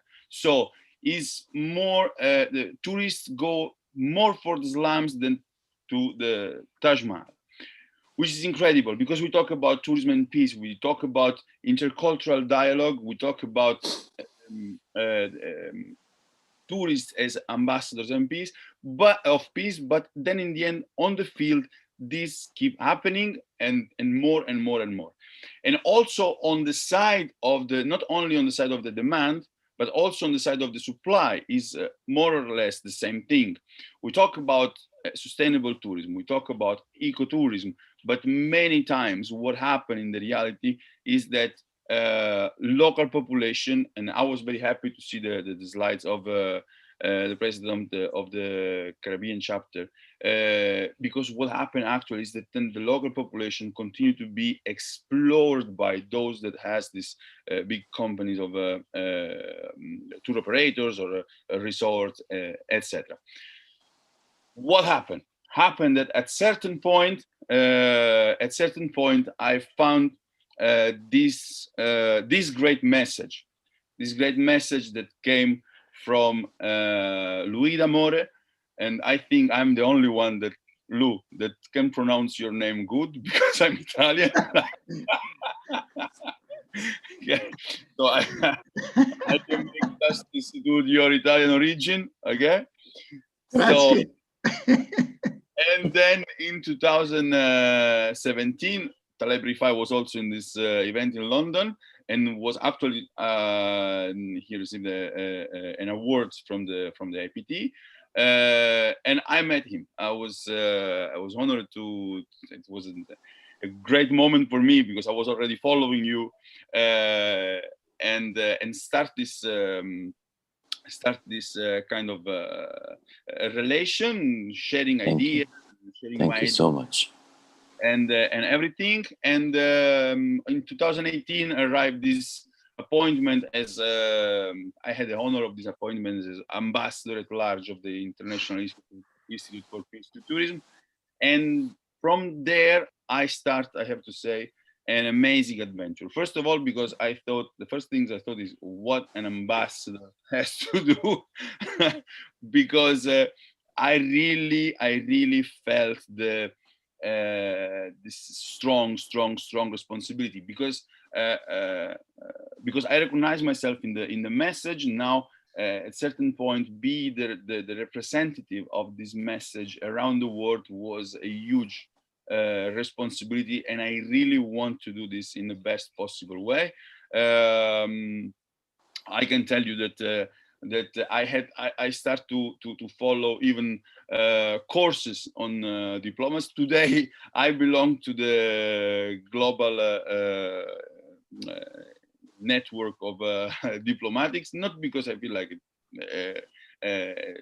diplomatic in the strict sense, but because I like to learn more and more about the way of communication, about the way people approach also to different countries, to different audience, only because I want to do this. I want to do this job in the best possible way. Here there are just some pictures from some places. I was in Sarajevo here. I was with the colleagues in Bosnia. There I was in Ecuador, in Iran, border with Afghanistan, up there. Going all these places, sharing and promoting the message of peace through tourism. Also online, more recently, here I was with Gael. You can see there, and was invited as ambassador of the IPT, and there was this was an event with the university there in Sydney, because they had an award for a student that make a work on the IPT. And in few hours, I'm going to have in Italy this event that is about what they call the route tourism. Why am I going to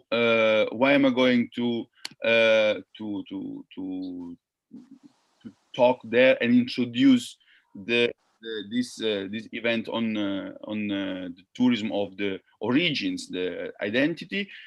Because reflect what is the main idea, the original idea of peace through tourism. That is peace not only in the sense of conflict, but is peace with the environment, peace with the present, peace with the past. So in this sense, the fact of using tourism to reconcile with your own past and go and find out more about your origins this is part of creating peace through tourism. A second appointment from the IPT was that of special envoy to Iran. And when I talk about this to Lou, I saw really his eyes like sparkling, because he told me, I really want to do this.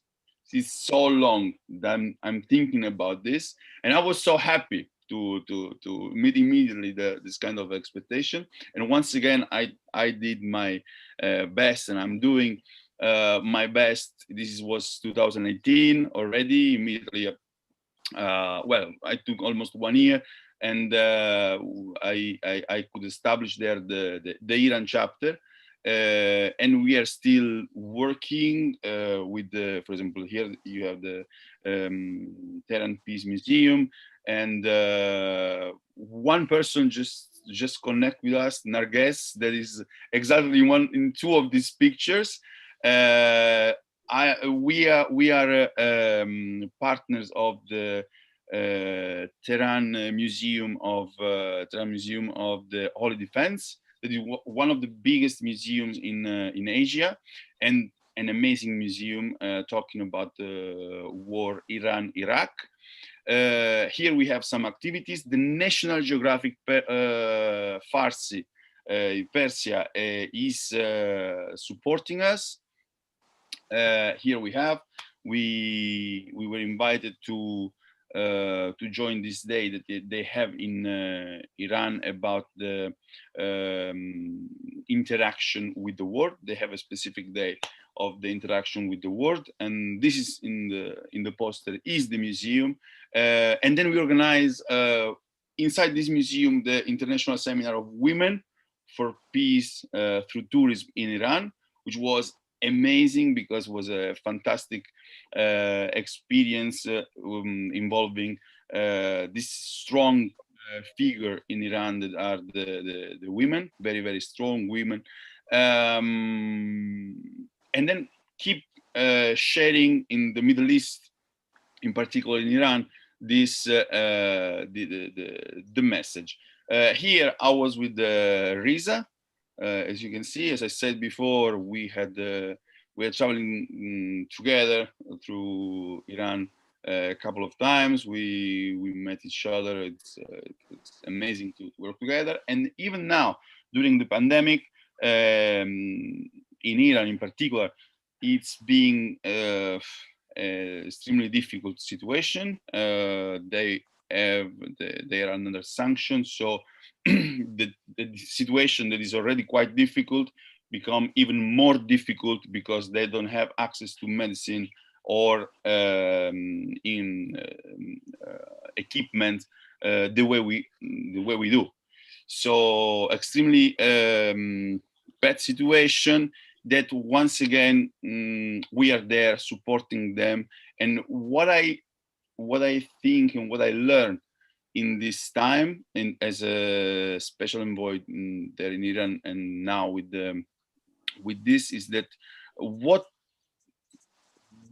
the institute bring is, in particular in this context, is really a strong, big, massive amount of hope to people, to hope where there is no hope anymore. And I feel this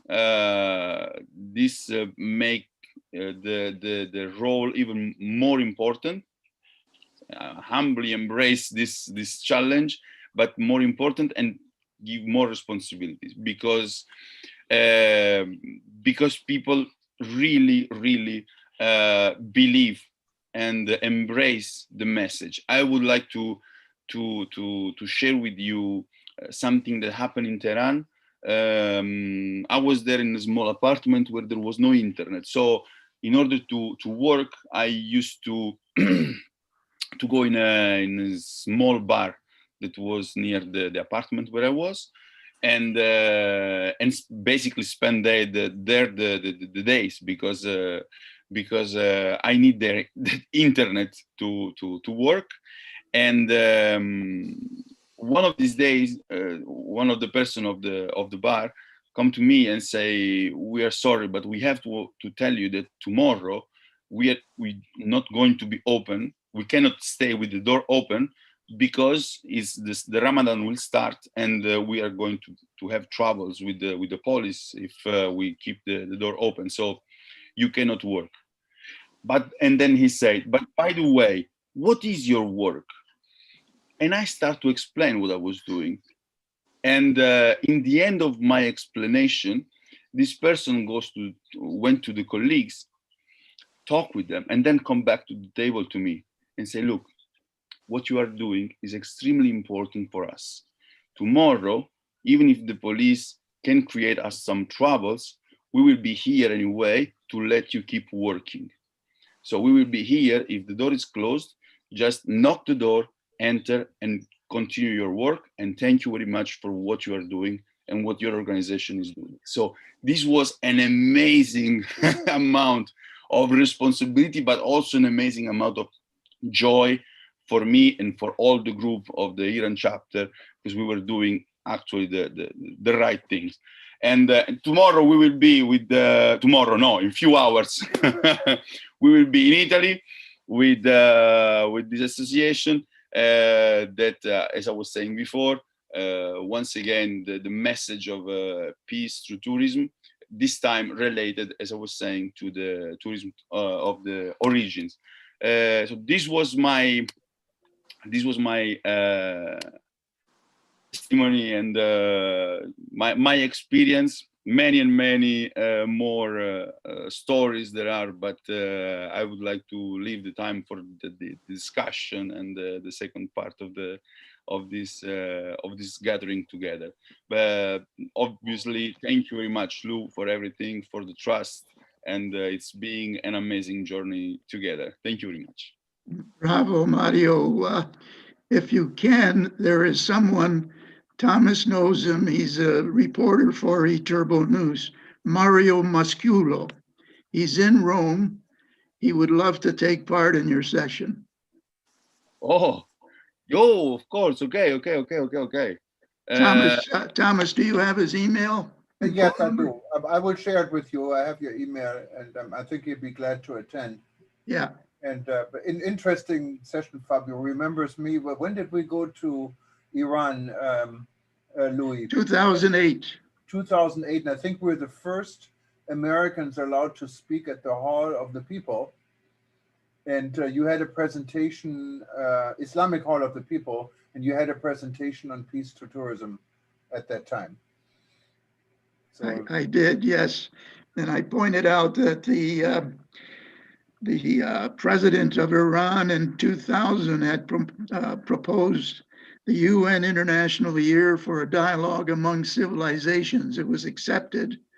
And then a couple of months later, George Bush, in his State of the Union address, talks about the axis of evil. And there was obviously no dialogue between the US and Iran. The axis of evil being Iran and two other countries. Yes. Okay. Thank you very much. Lou, if you agree, I think Fabio and Thomas, if I might make a suggestion, we've now been going for 2 hours and 15 minutes. If we could give Taleb a chance to speak, and then rather than doing part 2 this evening, maybe we could schedule another session if that's agreeable with Thomas. Yeah, I think that's a great idea, Louis. You can just schedule another session. We have our launch events going on all month, December 30th, and I think this would fit in very well. Okay, excellent. So we'll be in touch in terms of scheduling it, you and Fabio. Perfect to me. Fabio, can you hear me? Yes. Just one thing I'd like to say, just a comment on the slum tourism. I was in Soweto a few years ago. Slum tourism, it depends on the attitude with which it is conducted. Because while I was in Soweto, I spent like 4 or 5 hours over there. And what did I do? I had a few guys. We ate some food which was cooked locally. Because at the end of the day, you have to realize, and we all know it, that the things that actually are far, far superior, far more numerous than the divisions. So I have seen people go into a slum and come out because it's a bustling, activity-oriented place. Those people are living there. They've made their homes there. They've got their businesses there. How it is conducted. If it's done with the sensitivity, which takes local sensibility. Well, I think we lost him again. Yeah. No, but I think that the message was quite clear. Me personally, I still do not see this kind of practice as sustainable. They do the same things in they do the same thing in Brazil, and, but I hope that Ajay can enter again so we can have this debate, because without him, but I understood the point, what Ajay was pointing out. Personally, I still think that also if we see the profile of the person that are the normal consumers of this kind of tourism, I don't believe this really bring a positive contribution and the long-term positive contribution to the place. Anyway, unfortunately, Ajay is not here. Okay. Fabio, Yes, just Lou, before Taleb speaks, may I say to Taleb that at the start of the session when I spoke, I wanted to thank you for all that you do for IIPT as chairman of our International Advisory Board and all that you did while you were Secretary General. It's very, very much appreciated.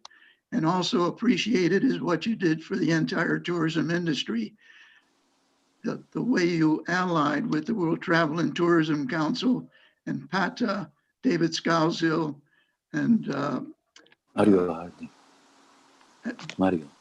Mario. The three of you turned the industry around and did a fantastic job in steering the industry in the proper direction. And we all thank you for that. Thank you so much, Lou. Thank you, Lou. You're a person I respect very much. I look up to. I truly do. I still remember the days when we first met in Amman, Jordan, yes. The year 2000. I was not even involved in tourism at the time. I was not Minister of Tourism. I was in a different portfolio. Louis came and they had this very big meeting. We had just finished a few years before that peace treaty between Jordan and Israel. And I believe, Lou, you were trying to celebrate that and raise awareness about the connection between tourism and peace. I did not understand anything at the time.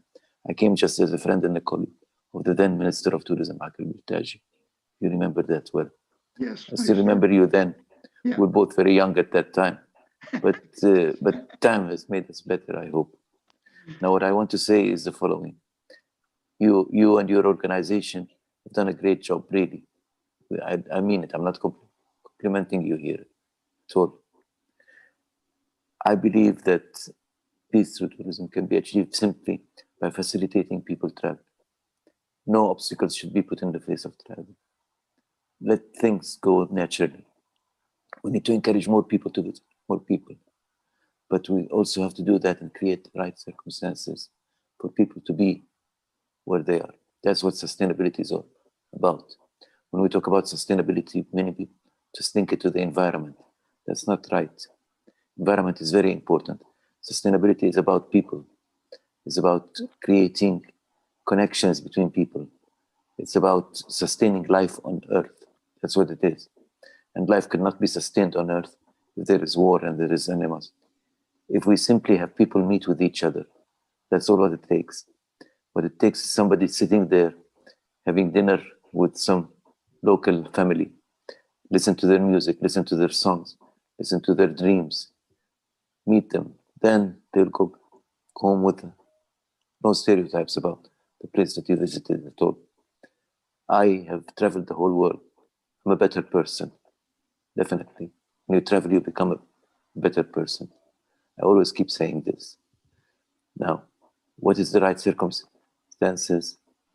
But before that, we have to say that travel must be free. Travel is a human right today.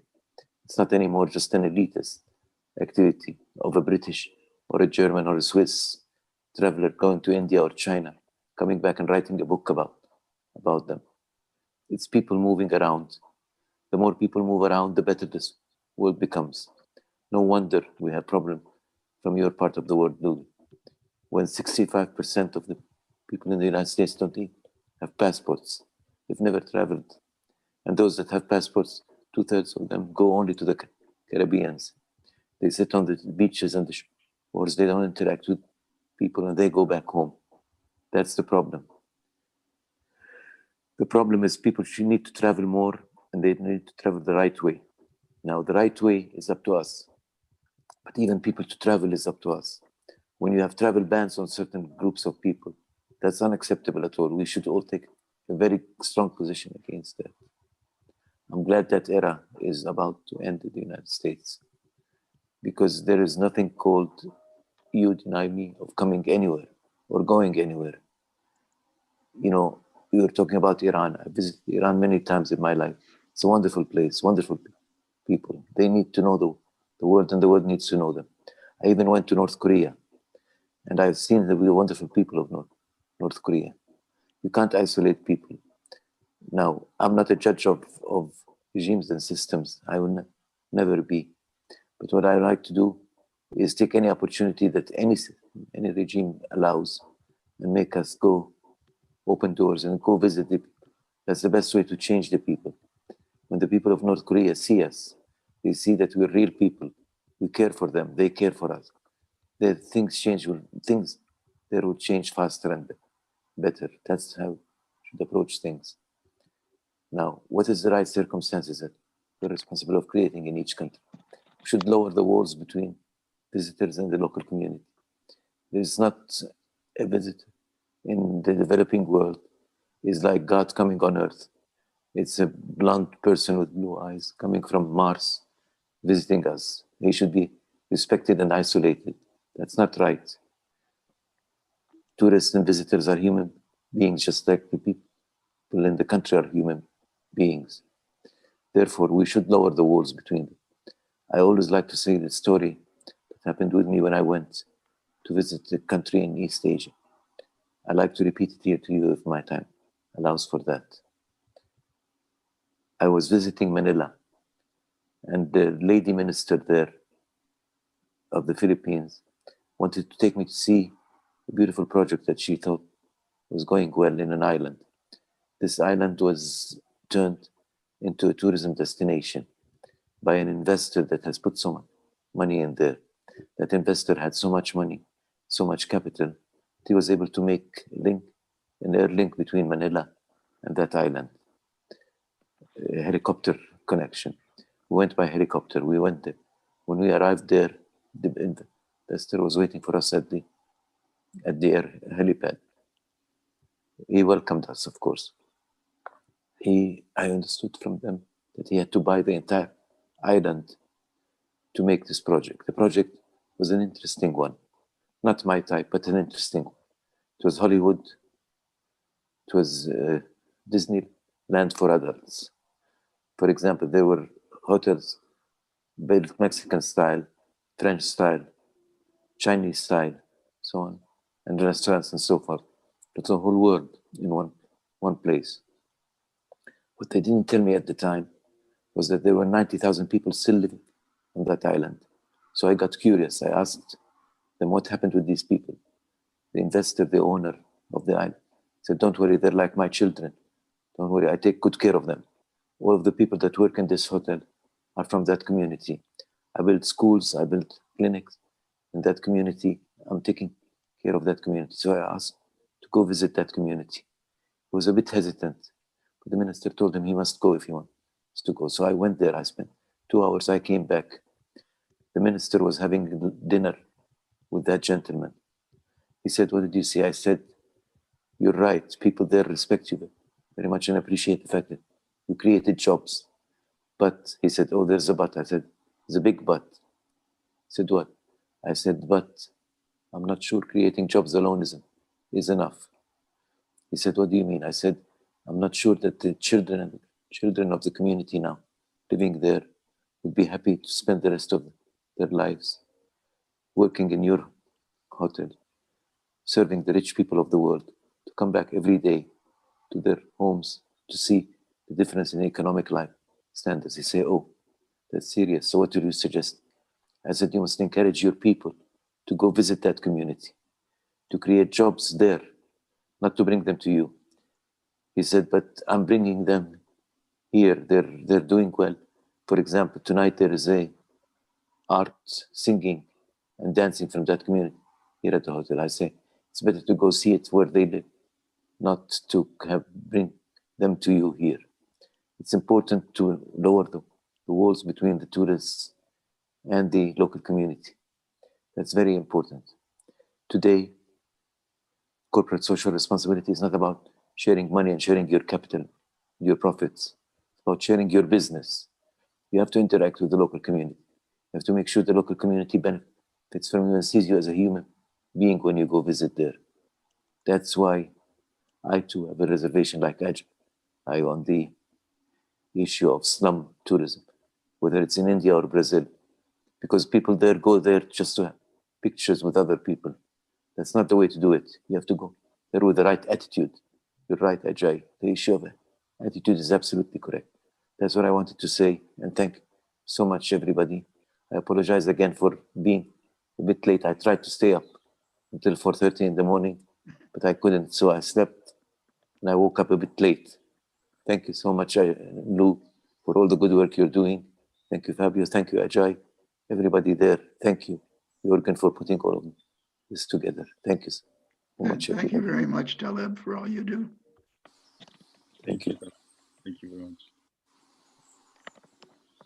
Thank you very much. Lou, so if we skip the second part, and anyway, I think that the people more or less talk also about their future plans. So, but if you were going to skip, I would leave you, probably you want to, Jürgen Thomas, to say something also, and Sure. and then you can make some final remarks. I suggest to go this way. Okay, so Louis is going to make the final remarks, I would assume. Or you want me to make the final remarks?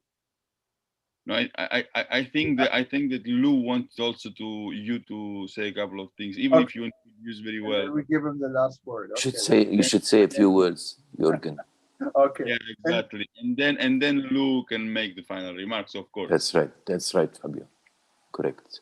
No, yeah. Thank you very much, Lou. And I know there is a long history with Louis D'Amour and the International Institute for Peace Through Tourism. And I think I first heard you on a radio show here in Hawaii. It was an AM show, and I was driving. And because of you, I was almost driving another round around the island because it was so interesting. And I didn't have AM radio at home. And I made contact, and ever since we're friends and we're working together, and it's really an amazing journey. And Peace to Tourism is so much part of our international travel and tourism industry. It, especially in these times where we go through the worst crisis, unfortunately, and this crisis also brings people together, and this is peace. And so maybe finally the idea of peace for tourism becomes more and more reality in the world. And I'm so glad that, you know, when you were doing this first, when I met you, you were doing it pretty much all alone. And now you have a team from all around the world that works with you, that is dedicated, and I'm very thankful for this. I also wanted to remind everyone on this platform, World Tourism Network, we're very excited to Start World Tourism Network, our official opening event is tomorrow, where we'll introduce our various chapters, our concept, where we'll hear from our founders, and we'll also introduce various interest groups. I hope you will join us. We have an entire month of events. We had many already, and even now it's now 7 in the evening here. We had events all day. We have 2 more coming up tonight. I would like to anyone who wanted to be part of it to register on WTN.travel. Just click on the event page. I'll go to Expo. The next one coming up in just about 50 minutes is about Mafia Island as a model for sustainability in the tourism industry. And Mafia Island is in Tanzania, and the presentation will be by one of our founding members, Peter Byrne. He runs Mafia Island in Tanzania. It'll be very interesting. And after this, we're going to stay in Africa. We're going to Zimbabwe, and we have a presentation by Arvind Naider. He is an Indian guy, but he lives in Zimbabwe for many years and has a tour operator there. And he's talking about Zimbabwe, Africa Paradise presentation. And then tomorrow, our time, we have our launch event at 6 p.m. London time. And the next day is our highlight, really. We have a keynote panel, and this will be with Her Excellency Sheikha Mai bint Mohammed Al Khalifa, and I might pronounce this wrong, but she is the candidate for UNWTO. And we're really hoping, I don't want to sound biased, but I am biased, and I want her to win this race. And she will be on our panel. And I know we have Dr. Taleb Rifai on the panel. We have Walter Manzebi, Alain St. Ange. We have Vijay, who has his own aviation event, and runs our aviation interest group. So it's going to be quite interesting. Also, we have Professor Lippmann and Cuthbert Nikube, who's the chairman of the African Tourism Board. And next week, just look at our calendar. We have events from all over the world, including from our good friend Mona Nafa about the healthiest spot on earth, what is Dead Sea in Jordan, and much more. Just be part of it. And but anyway, so we're talking about peace through tourism. And Louis, I wanted to thank you for 35 years of great service, and you really shaped this industry tremendously. And let's see what we do for the next 35 years. At least our children and grandchildren will see this. And I guess your organization is now really in a stage of expansion, and there's a bright future in this. Thank you again, and thank you everyone for being part of this panel. Thank you. Thank you very much, Thomas, and thank everyone who participated in the panel, and also those who joined in. I recognized quite a few of you. Unfortunately, we didn't have a chance for anyone to ask questions, but I saw your pictures being present, and thank you for joining us. Taleb, you mentioned your experience in the Philippines. In 1961, I was stationed at Subic Bay in the Marine Corps. And part of my responsibilities was as a liaison officer to the Philippine Marine Corps. I liaised with someone by the name of Captain Rudy Brown, who eventually became Commandant of the Marine Corps. Yes. And Subic Bay itself is now a tourism resort. Very interesting, as I think also is the Clark Airfield, which was the U.S. Air Force Base. And let me just mention that it was actually my experience in the Marine Corps that inspired me to do something more positive than fight other people, do something more positive, creating harmony among people. That was what turned out to be my main inspiration and takes an experience like that. Star. Takes an experience like that. Thomas, congratulations on all these excellent Zoom sessions you're organizing. And Taleb, thank you also for the open letter that you and Francesco Frangiali wrote today. very much appreciated.